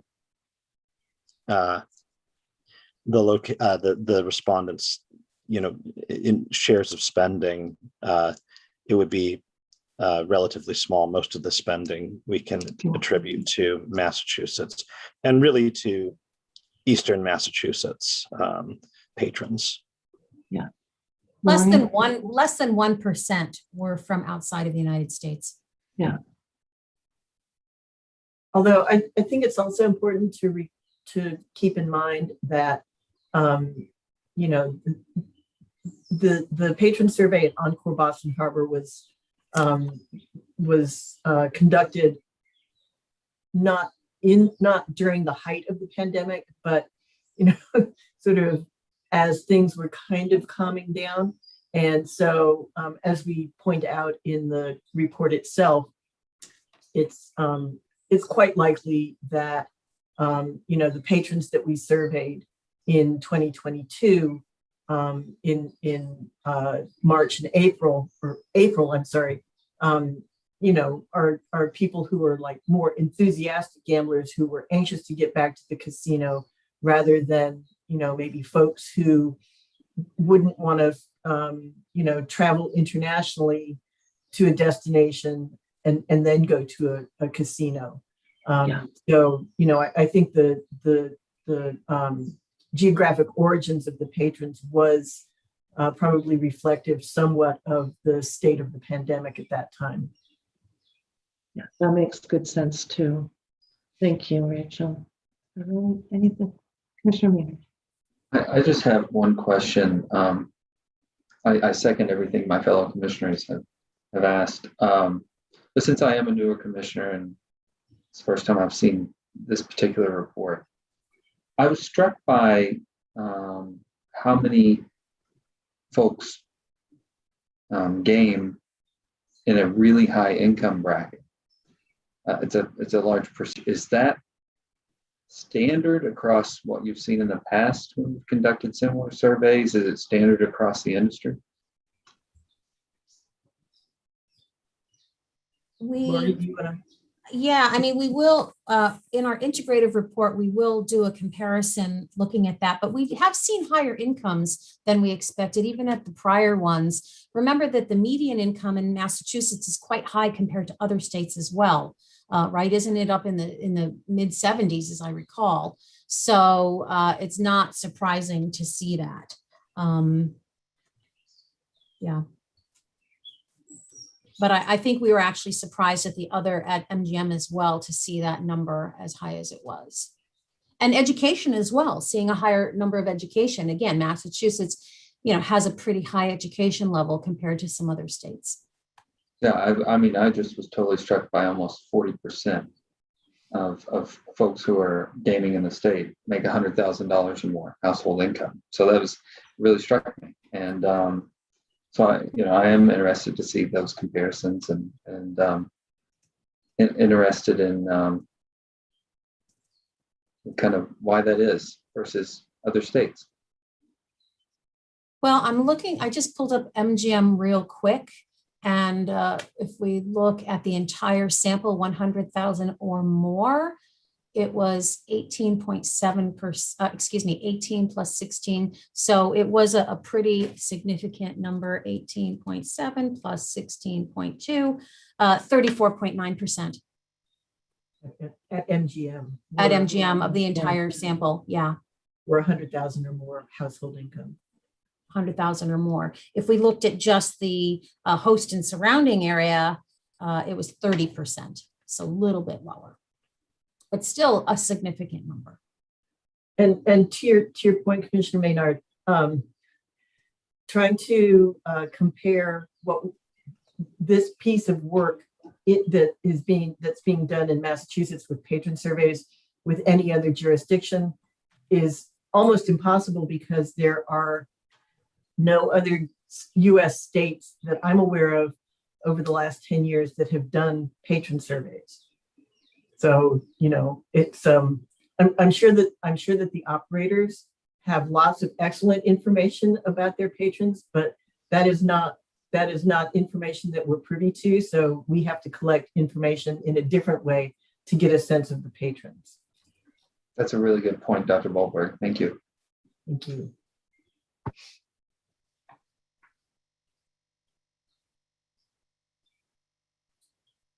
Other questions or comments? Commissioner Skinner. I'll just add excellent work by Dr. Volberg and the Sigma team, as always, chock full of good and helpful data. And thank you very much for your presentation today. Thank you, Commissioner. Anything else? I'll let Mark close it out. Oh, he closed it out completely. I meant to unmute. I apologize. I was thinking like closing out the item. I was closing myself out. Nothing else to add. I'm happy to see that we've done this at all three properties now, and it contributes to our ongoing monitoring efforts of the social and economic impacts of gambling in Massachusetts. Well, thank you, and I look forward to the integrated report. Right, it'll be really interesting. And I didn't use titles because at this point I'm just ready to give you all honorary doctorates. So nice to see you, and Rachel, thank you again for your leadership in this work, and Lori, nice to see you, and Tom, thank you. So I guess we're all set then to continue on to our next item. Does that make sense, Mark? We're all set? Thank you. Thanks so much. All right. Item number 7 on our agenda. It's just barely good afternoon now. Dr. Lightbound, how are you, Alex? Oh, thank you. I'm good. Yes, good afternoon, everyone. This item is just to inform the commission that I used the 2013 delegation to the Director of Racing to approve certain track matters, to approve Dr. Zach Matzkin as a racing official, which is the association veterinarian. Earlier in the year, the commission approved all of Plain Ridge's racing officials, including Dr. Murdoch, who has been their veterinarian for years. But this year we have been fortunate enough to get a sub for him. So if there's days that he wants off, Dr. Matskin can come in. And it just took a little bit to get through the veterinary licensing procedures. He's been a veterinarian for quite a while up in Maine, but he needed to get his Mass registration. So that came through, and Steve requested him, Steve O'Toole, for on the 22nd, and he was able to work on the 23rd with that delegation of authority. And Steve O'Toole is on the meeting today. Any questions? Thank you. And I saw Director O'Toole did come in short just a few minutes ago. Questions for Dr. Lightbound or Director? There he is. Good afternoon, Steve, or for Director O'Toole. Good afternoon. Okay. Commissioner Maynard, Commissioner Hill, is the process the same and for the one that's just authorized that's being memorialized? I don't remember. Dr. I believe it is. That would be my interpretation. Right. Excellent. Well, this works, right? And no questions. We don't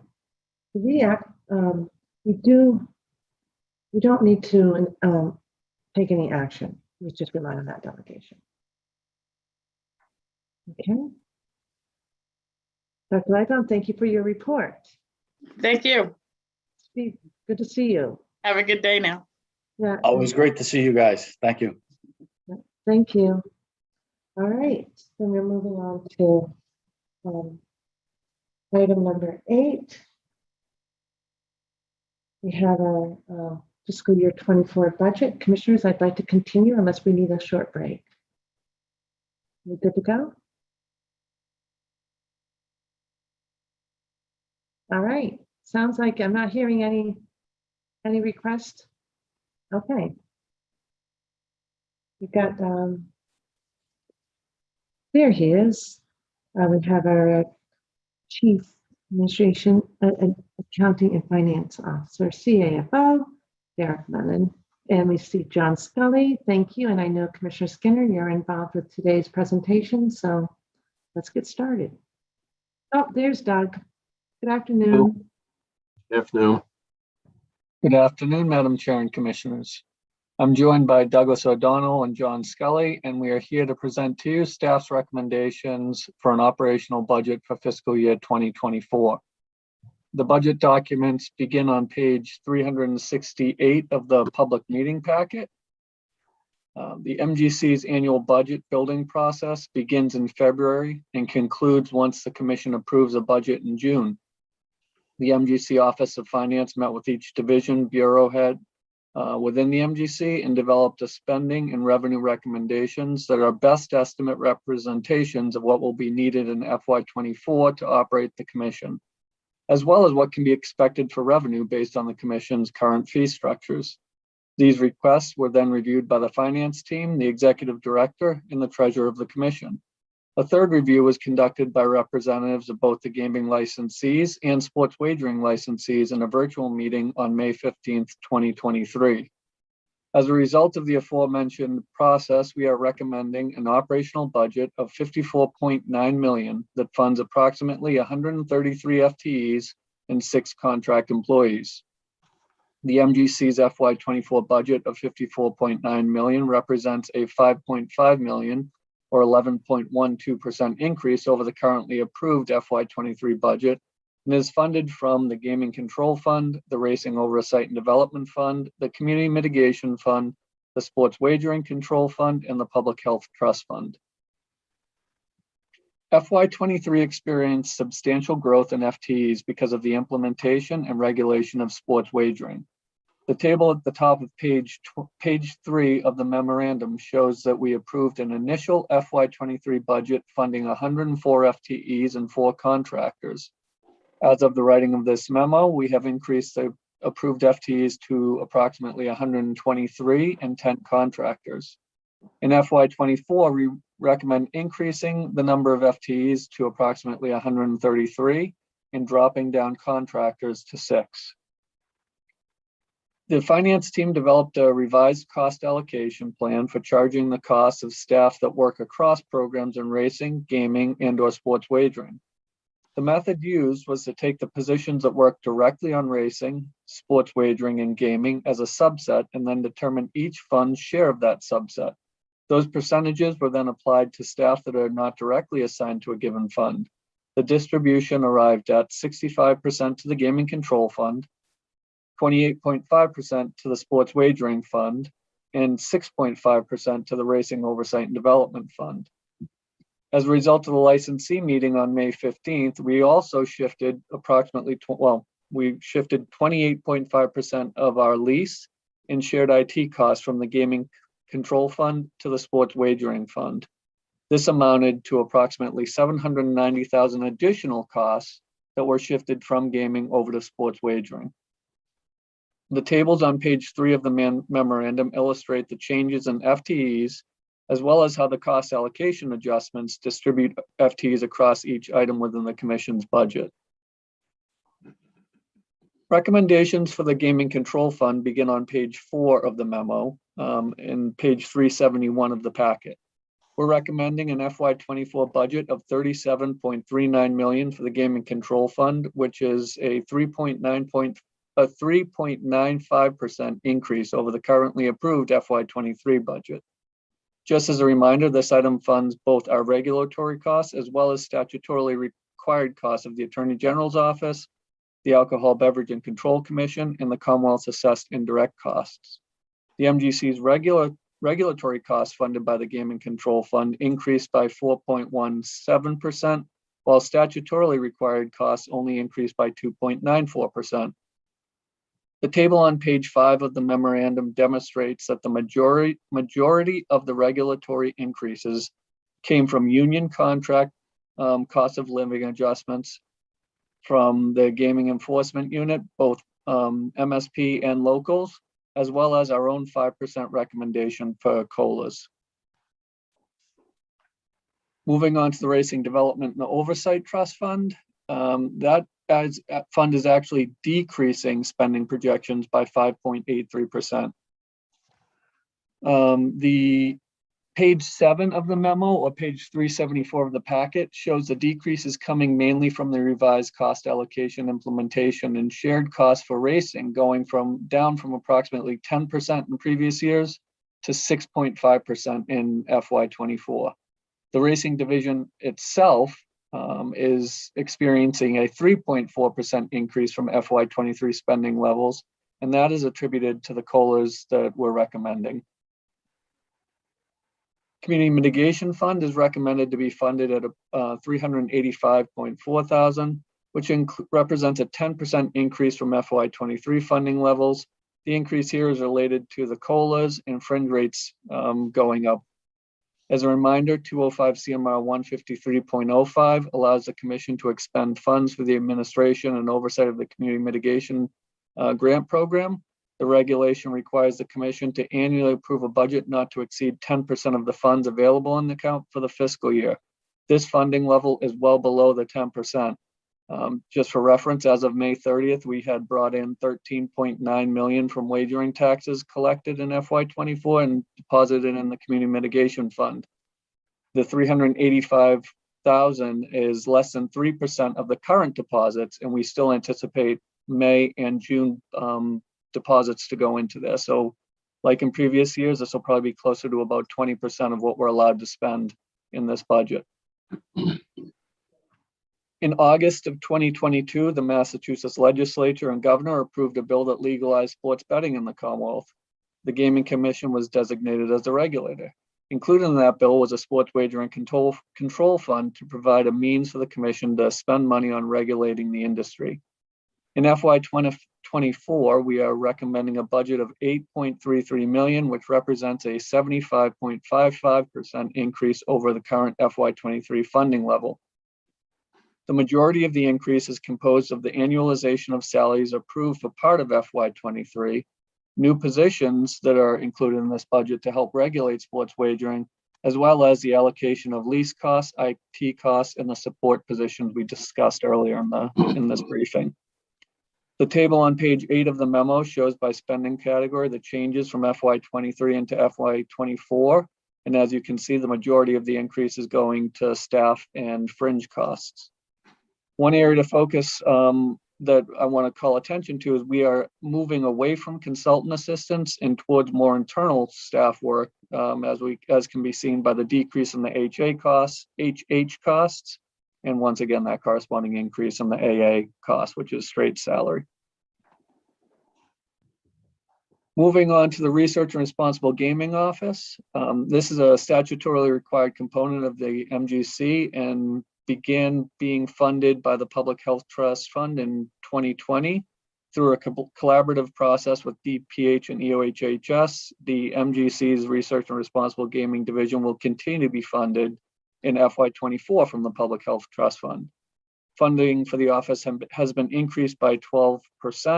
The table on the bottom of page 8 of the memo shows that much of the increase in this item is in consultant services, and that is increase in the GameSense program run by the Mass Council for the addition of sports wagering in the Commonwealth.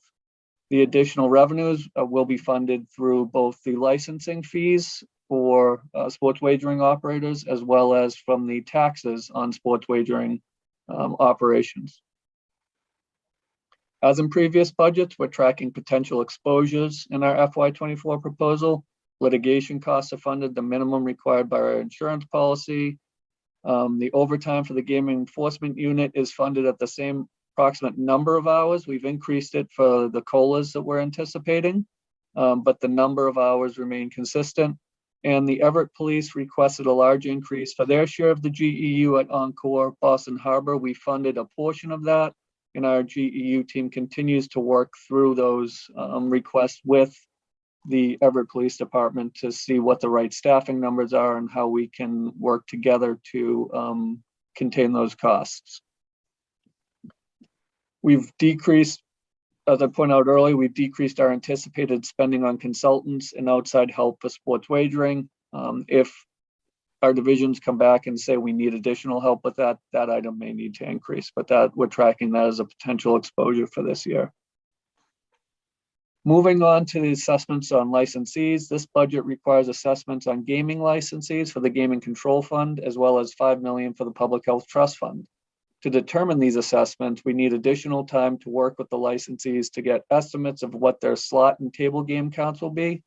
Mass General Law, Chapter 23K, Section 56C directs the Commission to determine the difference between the projected budget and the projected fees and assess that difference on licensees in proportion to each licensee's share of the total gaming positions. Without those actual gaming position counts, we can't give you a chart that shows what the assessment would be for each licensee, nor do we have the revenues that we would bring in for the $600 per slot machine fee. Once we get those numbers, we will bring those back at a meeting on the 29th for your review. The budget also requires 2 assessments on sports wagering licensees, one for the Sports Wagering Control Fund and another $1 million assessment for the Public Health Trust Fund. Mass General Law, Chapter 23N, Section 15C requires the Commission to assess on sports wagering licensees the difference between its anticipated costs, its anticipated revenues in proportion to each licensee's adjusted gross sports wagering receipts. For the purposes of the initial FY24 assessment, we recommend using the actual adjusted gross wagering receipt figures for licensees from implementation to the end of May 2023. This will allow the Commission to assess costs and begin regulating sports wagering in FY24, and then revise for actual performance through June 30th, the end of the state fiscal year, when staff provides its first FY24 quarterly budget to the Commission. There are 2 operators that we do not expect to begin operations in FY23. Therefore, we recommend they pay the same percentage of the assessment as the operator that generated the lowest adjusted gross sports wagering in FY23. We will not be able to provide those percentages until we release the adjusted gross sports wagering numbers on June 15th. So I just wanted to give everyone an overview of all the assessments that had to happen. However, we can't provide those. We are ahead in this budget cycle. We usually don't come to you until the middle of June. But because of the expansion in sports wagering and the changes to the cost allocation plan, we thought it was wise to get to June 1st, give a full 2 weeks for the public to comment. And then if there are large comments coming forward from that, we can take those up in a meeting before June 29th, which is when we are projecting to come back forward for a final vote on this budget.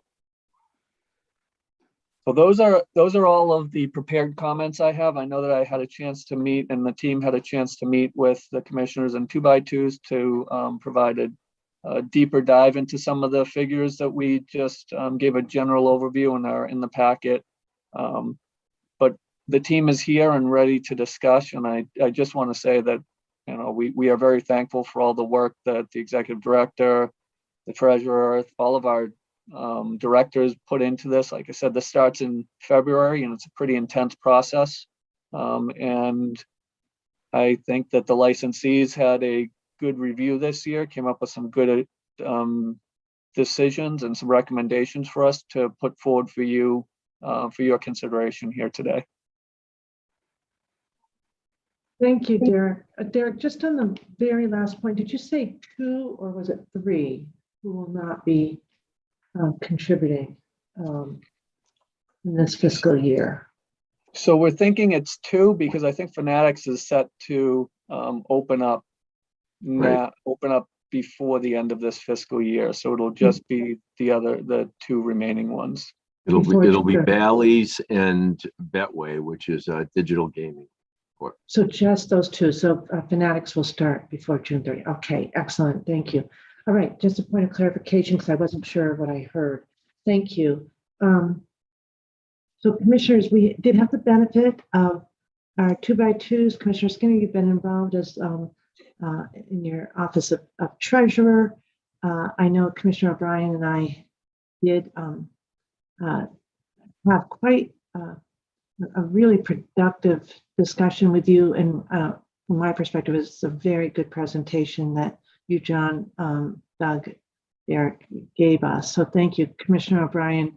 I think we can maybe hold our comments, but I'd turn first to Commissioner Skinner and then Commissioner Maynard and Commissioner Hill. Were you 2 together? Or were you together? Or Commissioner Skinner, were you with Commissioner Hill or Maynard? I'm not sure because of treasurer if you did a 2x2 as well. Commissioner Hill and Commissioner Maynard would get together, and Commissioner Skinner had just helped us to develop the whole process. Yeah, that's what I thought. So Commissioner Skinner, maybe you have comments first, and then we'll turn to Commissioner Hill and Commissioner Maynard, and Commissioner O'Brien, you and I can follow up. Yeah, nothing too substantive for the reason Derek just mentioned. Has been very heavily involved in the process and developing the budget. I think it's sound. I think it's fiscally responsible. And Derek, thank you. John, thank you. Doug, thank you. And the entire finance team for their work, as well as the directors who contributed to the process.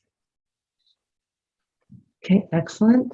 Commissioner Maynard and Commissioner Hill, did your 2x2 generate anything you want to share with us? Or? Madam Chair, I would just say that I have or had concerns regarding the sports wagering request for employees moving forward without really knowing exactly what it is that we're asking for. I mean, there's been money put aside, and I understand that, and it should. But I would have liked to have seen maybe, and I talked to Derek and Doug and John about this, what other jurisdictions actually have for employees, what their positions are, what they actually do.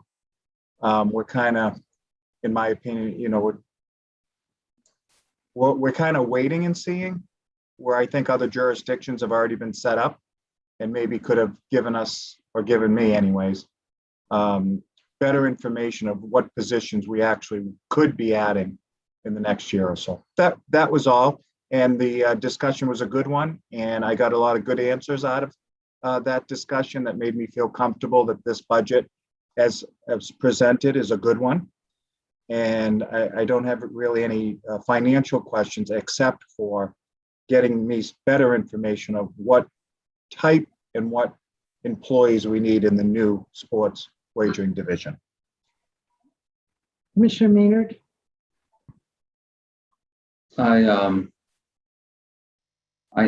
appreciated Derek and John and Doug spelling out for me how the balance is really going to work in this budget, and making sure that we are fiscally responsible, but that we have the resources we need to effectively do our jobs at the commission is the balance I wanted to strike. One thing that I brought up that I'm happy to say here publicly is that I have noticed that we have had difficulty filling some positions. I know it's a highly competitive market out there, and one of the ideas that I've brought up to Karen in the past, and I know that we've never been at the right spot for it, but hopefully we will, is getting people involved early on in their careers and making a pathway to capture some folks early on and keep them and move them through the systems, because I really believe that there are a lot of people that if they saw how interesting the work is at the MGC and rewarding, that they would want to make a career out of it. And so that's one thing that I did bring up, and just making sure that we have the resources we need.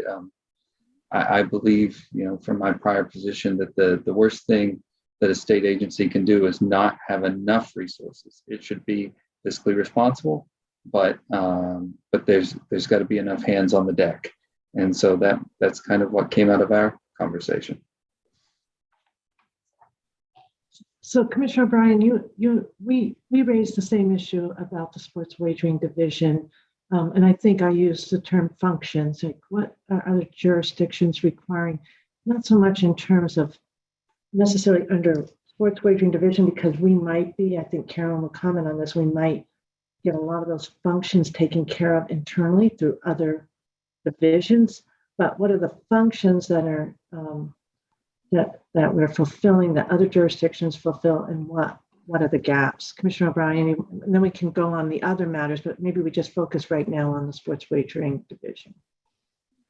Yeah, so I had kind of the opposite reaction, Commissioner Hill, to you in terms of sports wagering. Just, I feel like our staff has done a tremendous amount with very limited resources. We took 3 internal people with tremendous skills. They are now our sports wagering division. We are relying heavily on contractors. I asked Derek this during the process because the budget line item for that is going down, understandably. There's a lot we don't need anymore. But I wonder if we are going to be needing to pull them in and or expanding sports wagering as we go forward and truly understand what it is that those 3 current staff members need as we fill this out. I think it's a great idea. Chair asked for it. It sounds like you guys did too, and you're 2x2 in terms of surveys of other states, figuring out comparable sizes. What are they doing? What are the ideas? So we're not creating the wheel.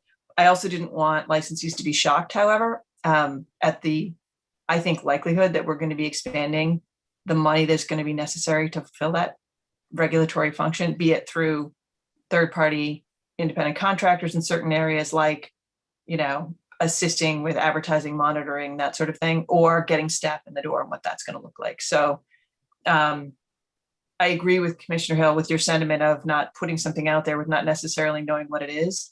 But I also felt like realistically to tell the licensees, this is going to be a bigger number just by the nature of the regulatory task in front of us. And so that was a lot of the conversation that the chair and I had when the budget team kind of briefed us on this the other day. I'm going to turn to Karen in a minute, but I think if I recall, I've got my notes here, Derek, and I revealed that maybe last year I might have used the term slush fund, and that was a little bit frowned upon. It's precision, but I do think that perhaps Commissioner Hill, you're joining us. I know there are a few positions that are in the budget for sports wagering division. I think Commissioner O'Brien and I are like, that's great, but is it sufficient? And Derek, I think you even said perhaps we could set aside a pot of dollars for sports wagering use should it be needed. So with that, I turn to Karen, because you've been thinking about this, and you know, the whole team's been thinking about this. Of course, Director Band and Sterl and Crystal are thinking about it. Yeah, absolutely. And I had another conversation yesterday with Sterl and with Bruce. And I think you are correct that there will need to be additional resources for the sports wagering division. Sterl sent me something this morning as an example from another jurisdiction. And the expectation would be that there would be a build out of sort of the audit function. So we've now got things up and running, and then it's a matter of, okay, what are we checking and what is the process to audit the licensees? So I gave an example of another jurisdiction that launched sports wagering, I think first in November 18, and they're still organizing and structuring in that jurisdiction. So it is not unusual as the process unfolds to be looking at your division and developing the systems as you in that particular jurisdiction, the general name, they have a gaming operations unit that processes internal controls. That's sort of the Sterl side of the house, and that's what he's doing there. The lab handles the technical testing. That's what the IT department and Katrina's group is doing. And they have an audit unit that's responsible for auditing all forms of gaming. That's the sort of the piece that we would build out now that we have the launch. And they also have 24/7 reps in the casinos where there's sports books, where we have the gaming agents unit. So using that as an example, we have the sort of the infrastructure for sort of 3 of the 4 of those, and then the next phase is the auditing. And in talking to Bruce, it's a matter of, we still are going through all the regulations, still going through all those. So that next phase would be hiring that audit division and working on that piece of it. The team is also going to look, they were speaking with other jurisdictions as we were planning for the development of sports wagering anyway. But now that we're sort of within the world of actually regulating and we're seeing what we need, we obviously see advertising is a great concern. We have to deal with patron complaints. We have to deal with just monitoring the website, things like that. So as we identify where the needs are, there'll be additional hires. When I spoke to Bruce, he didn't want to just hire a bunch of people and then figure out what they're going to do. You need to figure out the job description and bring on the people. But I think that is in our future. So I'm very grateful for the commission and their the proposal here to put in some money, because we know we're going to need some people as we go forward and these folks operate. So those are my comments this morning or afternoon. Questions for Karen? Karen, could you tell me the state again, please? Well, I didn't know if I should say. Oh, okay. We're talking about the timeline. I can. You didn't mention it. I couldn't hear. I wasn't sure if I'd missed it. Thanks. I didn't know if there was permission to disclose that, so I'll double check. No problem. You're going to maybe do a little bit more reaching out. And again, I think to reiterate my point, some of the functionality of other jurisdictions are captured perhaps in our divisions and not necessarily have to be recaptured in the sports wagering division. And that's where, when we finally hear from you, Karen, on where you are for right now, and I appreciate you saying that's going to keep on evolving, and I think that's a really important point. But maybe next month or so, you can keep on updating us on what you're envisioning. If you could tell us where the functionality is too, because then for me, that will be important to understand, well, it may not be directly in sports divisioning, but IT's got it. And Katrina's team is capturing it through this, and this. That would be really helpful. Different jurisdictions do it differently. There are some jurisdictions where they don't even have a sports wagering division. They just fold it all into their existing operations. And other jurisdictions really silo it out. We're somewhat of, we're working on a hybrid model here. So we're sort of picking and choosing from different models as we go along. Okay, so Derek, given that, do we right now just pause, because I know Commissioner O'Brien had a couple more points you want to make. Would there be a recommendation for an amount to set aside? And there's already how much is set aside for the the FTEs that they already identified? So we've identified 3 additional FTEs. Yeah. And we have those positions built in, and we Yeah. have the specific functions. But that is the extent to what we have built in for this year for sports wagering. And that's where we talked about, we can either come back in the 2x2 with you and Commissioner O'Brien. We can either award a certain amount to the executive director and some FTEs and have the executive director have her keep coming back and saying, we've identified this function, we'd like to fill it until we hit that FTE cap and or that dollar amount. So that could be a combination of consultants and FTEs. So you can do both money and FTEs. Or you could say, I would like a straw man put together by the June 29th meeting of different functions, and we could go that route. Based on the conversation that Karen had with Bruce, that sounds like option 1 may be easier because option 2 we're not ready to do yet. So I had said just throw out a number of $750,000 and 6 to 10 FTEs and start there, and then keep coming back to update. And there's no science behind that, right? That's just a number I'm throwing out. So that would be at least a recommendation, a loose recommendation that you could make, but then we're going to get feedback anyway because this goes out to public comment, right? Correct. All right. Commissioner Skinner, any response in terms of your thinking now that you've heard what the 2x2s revealed?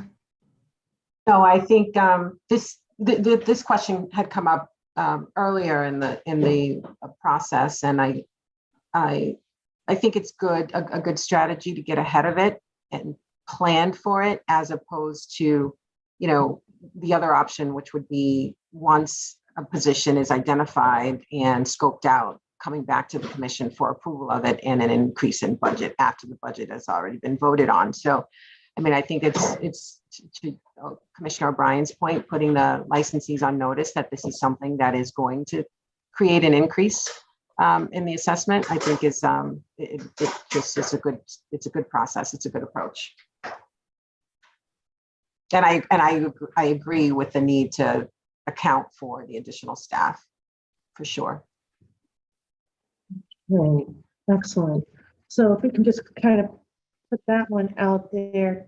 Commissioner O'Brien, we also had a couple of other points, and one was with respect to the executive director herself and that item. Yeah. You want to go on that one? Yeah, so I've been saying this for a while. Structurally, I feel like we need it, and I absolutely think we need it given the number of licensees that we have and the number of direct reports that go up to the executive director. I do think that us exploring the org chart, adding in, and I know the title can't be deputy because that by statute belongs to the head of IEB, but someone who would be either second in command, deputy executive director functionally for the ED. So that there can be an assessment of how the direct reports come in and up, so staff can be reviewed. Because as we just talked about, we're getting a unit up and running right now that has 3. It's going to get bigger than that. There are going to be contractors that need to be monitored by staff, even if a third party is performing the function. So I feel like we're at that point now, and since we're going into the budget, to have a conversation about adding an FTE that performs that function. Yeah, and I had it. I had Commissioner O'Brien during our review. I had your observations in mind, and I did mention that I think we should anticipate that position, given the fact that we have 10 additional right now sports wagering operators. Karen's always, we've always noted that it's a very flat organization with a lot of reports. It just has gotten that much more complex. So I'm in agreement that we explore that and ask Director Wells to maybe make a proposal about what she might think. But again, that would mean reserving another pot of dollars to anticipate that possibility if others agree. Commissioners? Commissioner Hill, Commissioner Skinner, Commissioner Maynard, thoughts? I can speak. I'm happy to hear that, Commissioner O'Brien, because I think the first day I came into the office, I looked at the chair and said, well, where's Karen's deputy? Like that was a day one ask for me, right? Because I was trying to send something out. And so I wouldn't, I totally support it.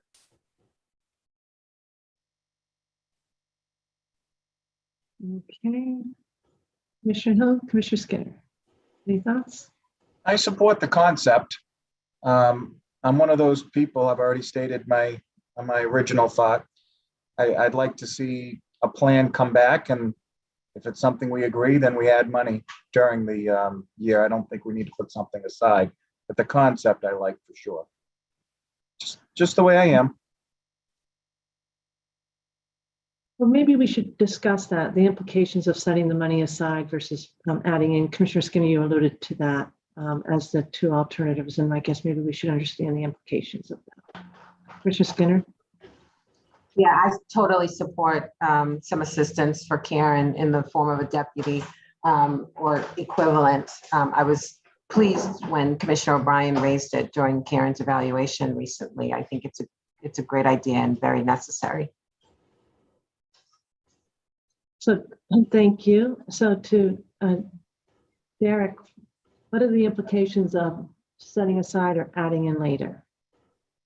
So the implications of setting aside or adding in later are just the timing and then when the licensees get assessed. So this type of position, I wouldn't budget for a full year. If it's added right now, I'd probably budget it for 7 to 8 months, because we would have to, 1, generate the job description, 2, post for it, 3, interview, 4, background check, and then finally onboard. So I'm not saying that we can't do it quicker, but that's probably realistically what I would budget for it. If that time period slipped, then we would have assessed for money for a position that we didn't bring in earlier. So that's the only implications, right? And the licensees get that money back at the end of the year. Anything that's unspent gets credited back to them in a proportional share to their either adjusted gross sports wagering receipts or their share of the gaming positions, because this position would be split across all 3 appropriations. And if we didn't put the dollars aside, and we would just assess it at a quarterly update. We'd come back, we'd say, we're ready to hire this, you've approved it. We think we're ready to bring this position in now, and here's the start date, and that's when we'll assess for it. Any preference, commissioners? My preference would be to mark it prorated the way Derek referenced, because I feel like we are in a position to start drafting a job description and moving forward. So I have another question too. Is there a requirement we submit an org chart with FTEs into, is it comptroller, I think? Secretary of State. Secretary of State. Yeah, When does so that happen? Probably. Historically, I've done that. It's annually. I'm trying to remember. I think I usually do that at the beginning of the year. I think I just had Mary Ann send that in the last couple of months. So I'll double check on that. But yes, we do send it. Okay. But I think we incorporate it into our IC key. The ICQ is coming up. So all of that is, we're looking at all of that, those internal control matters. But we can always amend any submission, right? Correct. We can amend it. And as long as the org chart is approved by the commission, we've met that requirement. And this would be one of those positions that would be approved by the commission. Yeah. You just submit it for amendment. All right. Commissioner O'Brien has indicated that she likes the preference of marking it, setting it aside. I've heard Commissioner Hill indicate he'd rather wait. Well, I'm going to turn to Commissioner Maynard. Your preference? Mark it. Okay, Commissioner Skinner. Preference, we can go with the majority. Okay, and we're not doing taking a vote today, right, Derek? Because now this goes out to public comment. Perhaps we'll get some input even on this issue, right? Correct. Okay. All right. Any other questions I guess we did have one other question on legal. Commissioner O'Brien, do you want to reference that? It was looking again at the money set aside for the contracting, right? Third party contracting. And I know we had to spend a substantial amount on legal fees to get the regs up and running. And that number went down. Obviously, we're coming out the other side of the reg drafting. But, and I mentioned this already kind of when I was thinking about sports wagering, the concept of having to hire a contractor, maybe help with monitoring advertising compliance, that sort of thing as we get going. And Derek, you answered this, but I don't know if for the wider 5 of us, whether you want to be more, give that same response in terms of if that number would need to go up because we need to contract out with third parties to do things like compliance, auditing, that sort of thing. Is that something we need to flag now, or how do we handle that going forward? So that would depend. We dropped that down to 200,000. If we got the ultimate flexibility proposal of, $750,000 and 6 to 10 FTEs, then we could just come back to it and update and say we've spent part of that for a contractor. If we have to come back with a specific plan based on comments coming in by June 29th, and then come to you each time we want to increase it, then that would impact how quickly we can respond. I mean, we can pull up a public meeting pretty quickly, we've shown. So we could come forward if it were a quick request, but it does take away some of that flexibility of staff to be able to just do the work and then update the commission at a subsequent meeting. Yeah, I'd like it to be in a position where staff can move as quickly as they can myself, but that was the last area I think that you and I spoke about, Madam Chair, at the briefing. I think we also there's a new position set aside for legal and The legal assistant. Yep. Commissioner O'Brien, you want to? Yes, so we were talking about that because you did flag that they were asking for a legal assistant, and Madam Chair and I were wondering actually if it should be another attorney, given the volume of work that's coming in, the minutes that need to be prepared, all of that whether that legal assistant position was going to be enough to really give support to legal that we thought might be necessary going forward. Correct. And I think this went around the job description drafting because we have 2 new attorneys in for this budget and 1 assistant, but the job description that I saw come across had notes, meeting notes for the legal assistant. And I think your question was whether that person would be able to do the notes because of the frequency we're having meetings, as well as do the administrative assistance help that we need, and should the notes reside with an attorney. And if that's the case, we should just hire another attorney. Right. And that was as the person who was the secretary before Commissioner Hill, and we were trying to get the backlog cleared, we came from a structure of the secretary and 1 paralegal trying to do the lion's share of getting the minutes out the door. And there was a couple challenges to that. One of it being just the level of work that fell on those 2 people's shoulders respectively, but then also just getting into a rhythm and fulfilling the expectations that we set out for what we wanted for the minutes. So where I saw it and where I've seen it going, I would prefer to have an attorney involved in the drafting of the minutes. And so that's why my preference was to get more administrative support to legal if they need it, but also in the form of an attorney to continue to assist with the minutes. Correct. That's the essence of the conversation. Yeah, and I was in agreement with that. I know that there's been some debate about that, but I do believe that minute taking should lie with an attorney. So I don't know how that figures into the budget for Todd and Karen. But that was, I think, our last point of discussion during our 2x2. Right, Derek? Correct. So I can this too. Yeah. Correct. So I can circle back with Todd and Karen on this and HR to make sure that the job description accurately reflects. And if so, then we can come back with a recommendation for an additional attorney at whatever level the legal department feels is right for those meetings, so that we get outside of the contracted help, which is more expensive than in-house personnel. Sorry, quick interruption in this discussion. I'm having some internet connectivity issues. I'm going to stop my video for a minute and see if that makes a difference. I might have to log out and log back in of Okay, HD meeting. Okay. Thanks, Commissioner Skinner, for the update. And our technology is, we're challenging it today. All good. All right, so I think that's a good idea to swing back, Derek, with Karen and Todd, and Michelle Bryan, you're all right with that, right? Great. Any other questions for Derek and John and Doug and Commissioner Skinner? And of course, Executive Director Wells, who was for all of the discussions. Karen, are you all set? Anything that you'd like to add? Nope, I think we're good. Okay, Commissioner Hill, are you all set? Okay, I thought you were leaning in. All right, so we don't vote on this. It goes out to public comment. We'll wait and see, and we've got some good time to turn back to this before the end of the year. All right, it is still before 1 o'clock, and I'd love to be able to get done before we have to break for lunch. So I'm going to turn to item number 9. And then we do have just a couple minor things to ask about after we get through this issue. Yes, thank you. Good afternoon, everybody.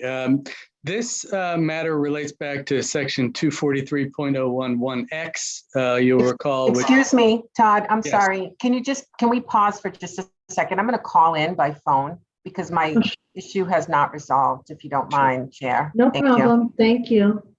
Just let us know.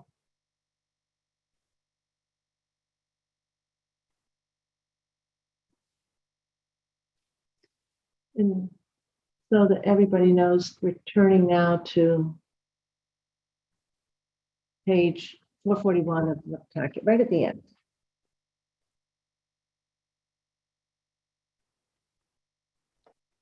I guess it's actually item 139, sorry.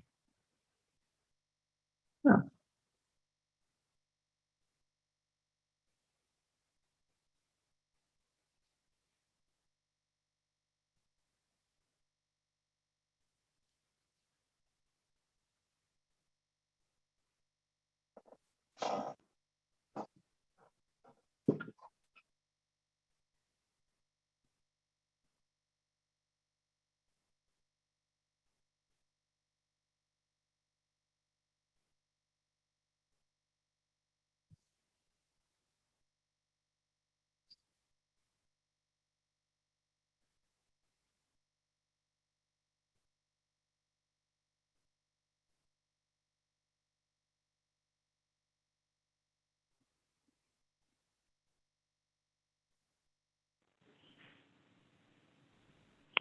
Join the meeting.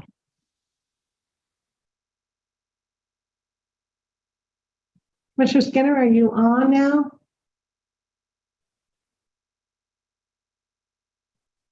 Commissioner Skinner? I'm here. Thank you. Oh, Oh, I've got, sorry.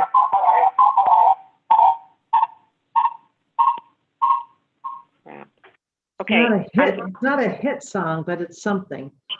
She's definitely There here. we go. Okay. All set, Commissioner Skinner? I'm all set. Thank you. Okay. I didn't know if the Reds had that hit or the Red Sox. Exactly. Okay, Todd, thank you. Okay, thank you. Again, we're in 243.01. It's section 1X, which you'll recall talks about sports wagering operators getting a technical security control audit within 90 days after commencing operations. Those audits have to be performed what the regulations refer to as a qualified independent technical expert. In order to ensure a uniform and diligent review of these experts, the team has put together an application, if you will, and sent it out to all of the entities. I believe there are 3 that we are aware of that are interested in performing these audits, or already have for some of the operators. That process has not been completed yet. I believe it's underway and hopefully will be completed shortly. And at that juncture, we'd bring the experts before the commission for final approval so that they could finish the audits and then submit the reports. So ultimately, what we're here for today is seeking an extension of the 90-day date that is referenced in the regulations so that we can get these experts fully approved by the commission. We proposed an additional 90 days. I don't know that it'll necessarily take that long, but just to be on the safe side, that is the proposal on the table. And ultimately, that is the crux of it. The regulations also talk about in paragraph X2, the standards for qualifying as a technical expert. And then further on here in X1, they talk about what the audit actually has to look at. But again, today we're just looking for additional time for these audits to be completed. And I know Christian is here if you have any specific questions about the status of that review.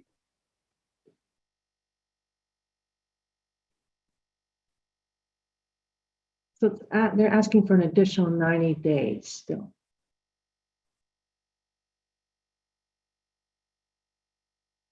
Is that right? How much time do they need? I don't know, Christian, can you speak to whether the applications have been received and are being reviewed, or are we still in the process of gathering the information? Yes, we have received one application filled out completely. We're waiting on the other two.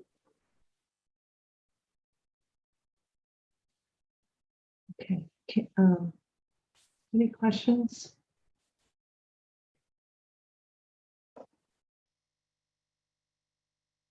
How much time did we grant under the initial waiver?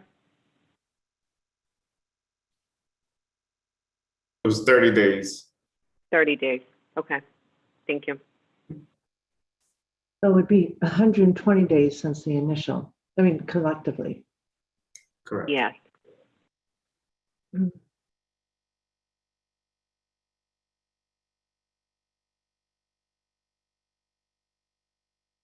And I understand most of that time is precautionary, most of the time under the request, so that the team is not back before the commission requesting any additional extension.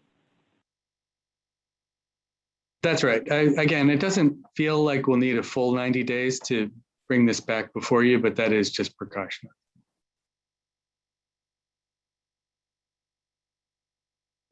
Commissioners? I have no problem with the request and making it 90 days, Madam Chair. Right. I'm in support. Okay. All right, and we'll just maybe get a little bit of an interim report, Karen, if it looks like they're not going to make the next 90 days, because if we might want to get a little bit more information should there be an anticipated additional request. Is that fair? So just if you could put it somewhere as a note that for Christian, if it looks like they're on course, that would be great. Understood. Thanks. All right.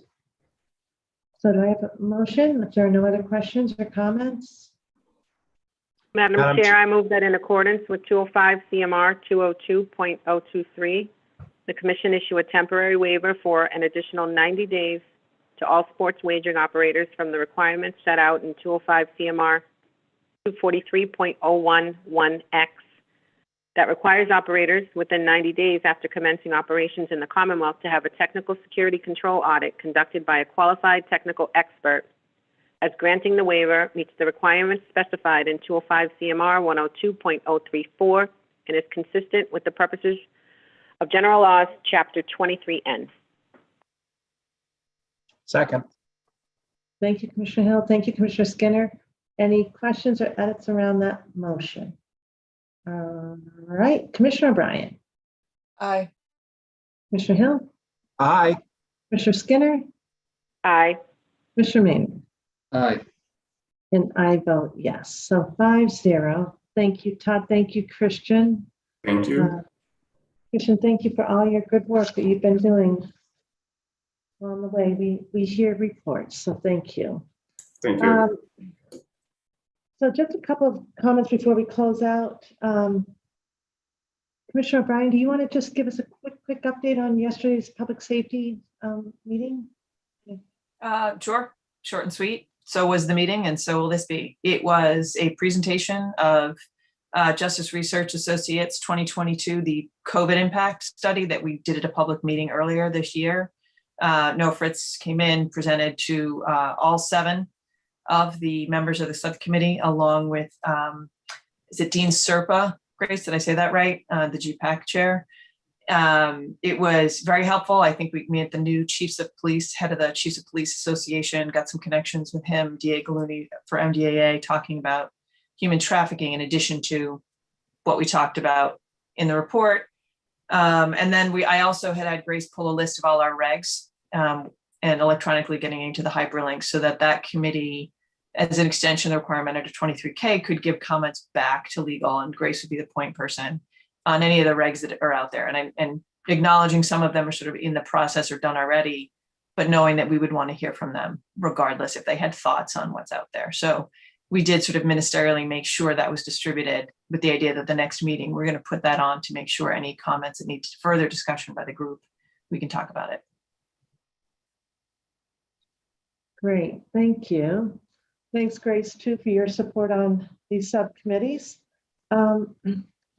And I just wanted to point out that we talked briefly about the need to update the mission statement. I'm putting together a working group, and I've asked Commissioner Maynard to help. I think the fact that he's newest in will be really helpful, and we'll have a working group and circle back to the commission on that, probably in a few months.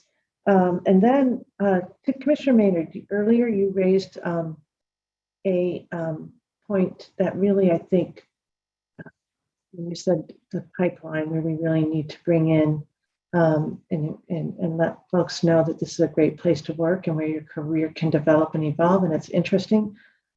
You're really pointing out the need for an internship program. Commissioner O'Brien, you have always favored that. You've looked, of course, in terms of Northeastern. Music to my ears. Yeah, Northeastern program. Yeah, of course, huge it doesn't proponent have of to that be just a program. co-op. It could be, I'm familiar with both using co-op students and interns from other universities. We are really blessed to be in the Boston area. And so if I could, I'd love to have the two of you work together. Perhaps help Executive Director Wells. She certainly has had that, but it's extra hands could be really helpful, right, Director Wells? It really would, and it's very timely because Trupti Banda, our HR manager, has sent me a whole proposal for the internship program. So why don't I forward that to Commissioner Maynard and Commissioner O'Brien? You can take a look at that. That would be a huge help because that's already underway. Yeah. They're great. They're a little more work up front getting them going, but then once you get in the rhythm, they're great programs. Yeah, and of course you're thinking, I know about the co-op, but Commissioner Maynard, you and I've had great experience with respect to the co-ops and all the universities, right? I think that I would just say, and the reason I brought it up in terms of the budget, we don't have to visit it here, and perhaps it's one of those quarterly updates that we can do. I'd put a little money behind it only because, and I've said this, only because I would say in my previous job, 1 out of every 2 employees that went into our office came through an internship program. That's 50%. And I know that NEMA has a program. I could sit here and name every state agency that has a program that they get a large chunk of their entry-level hires from an internship program. And so I really see this as a competitive advantage for us if done properly. So happy to join. Suffolk University.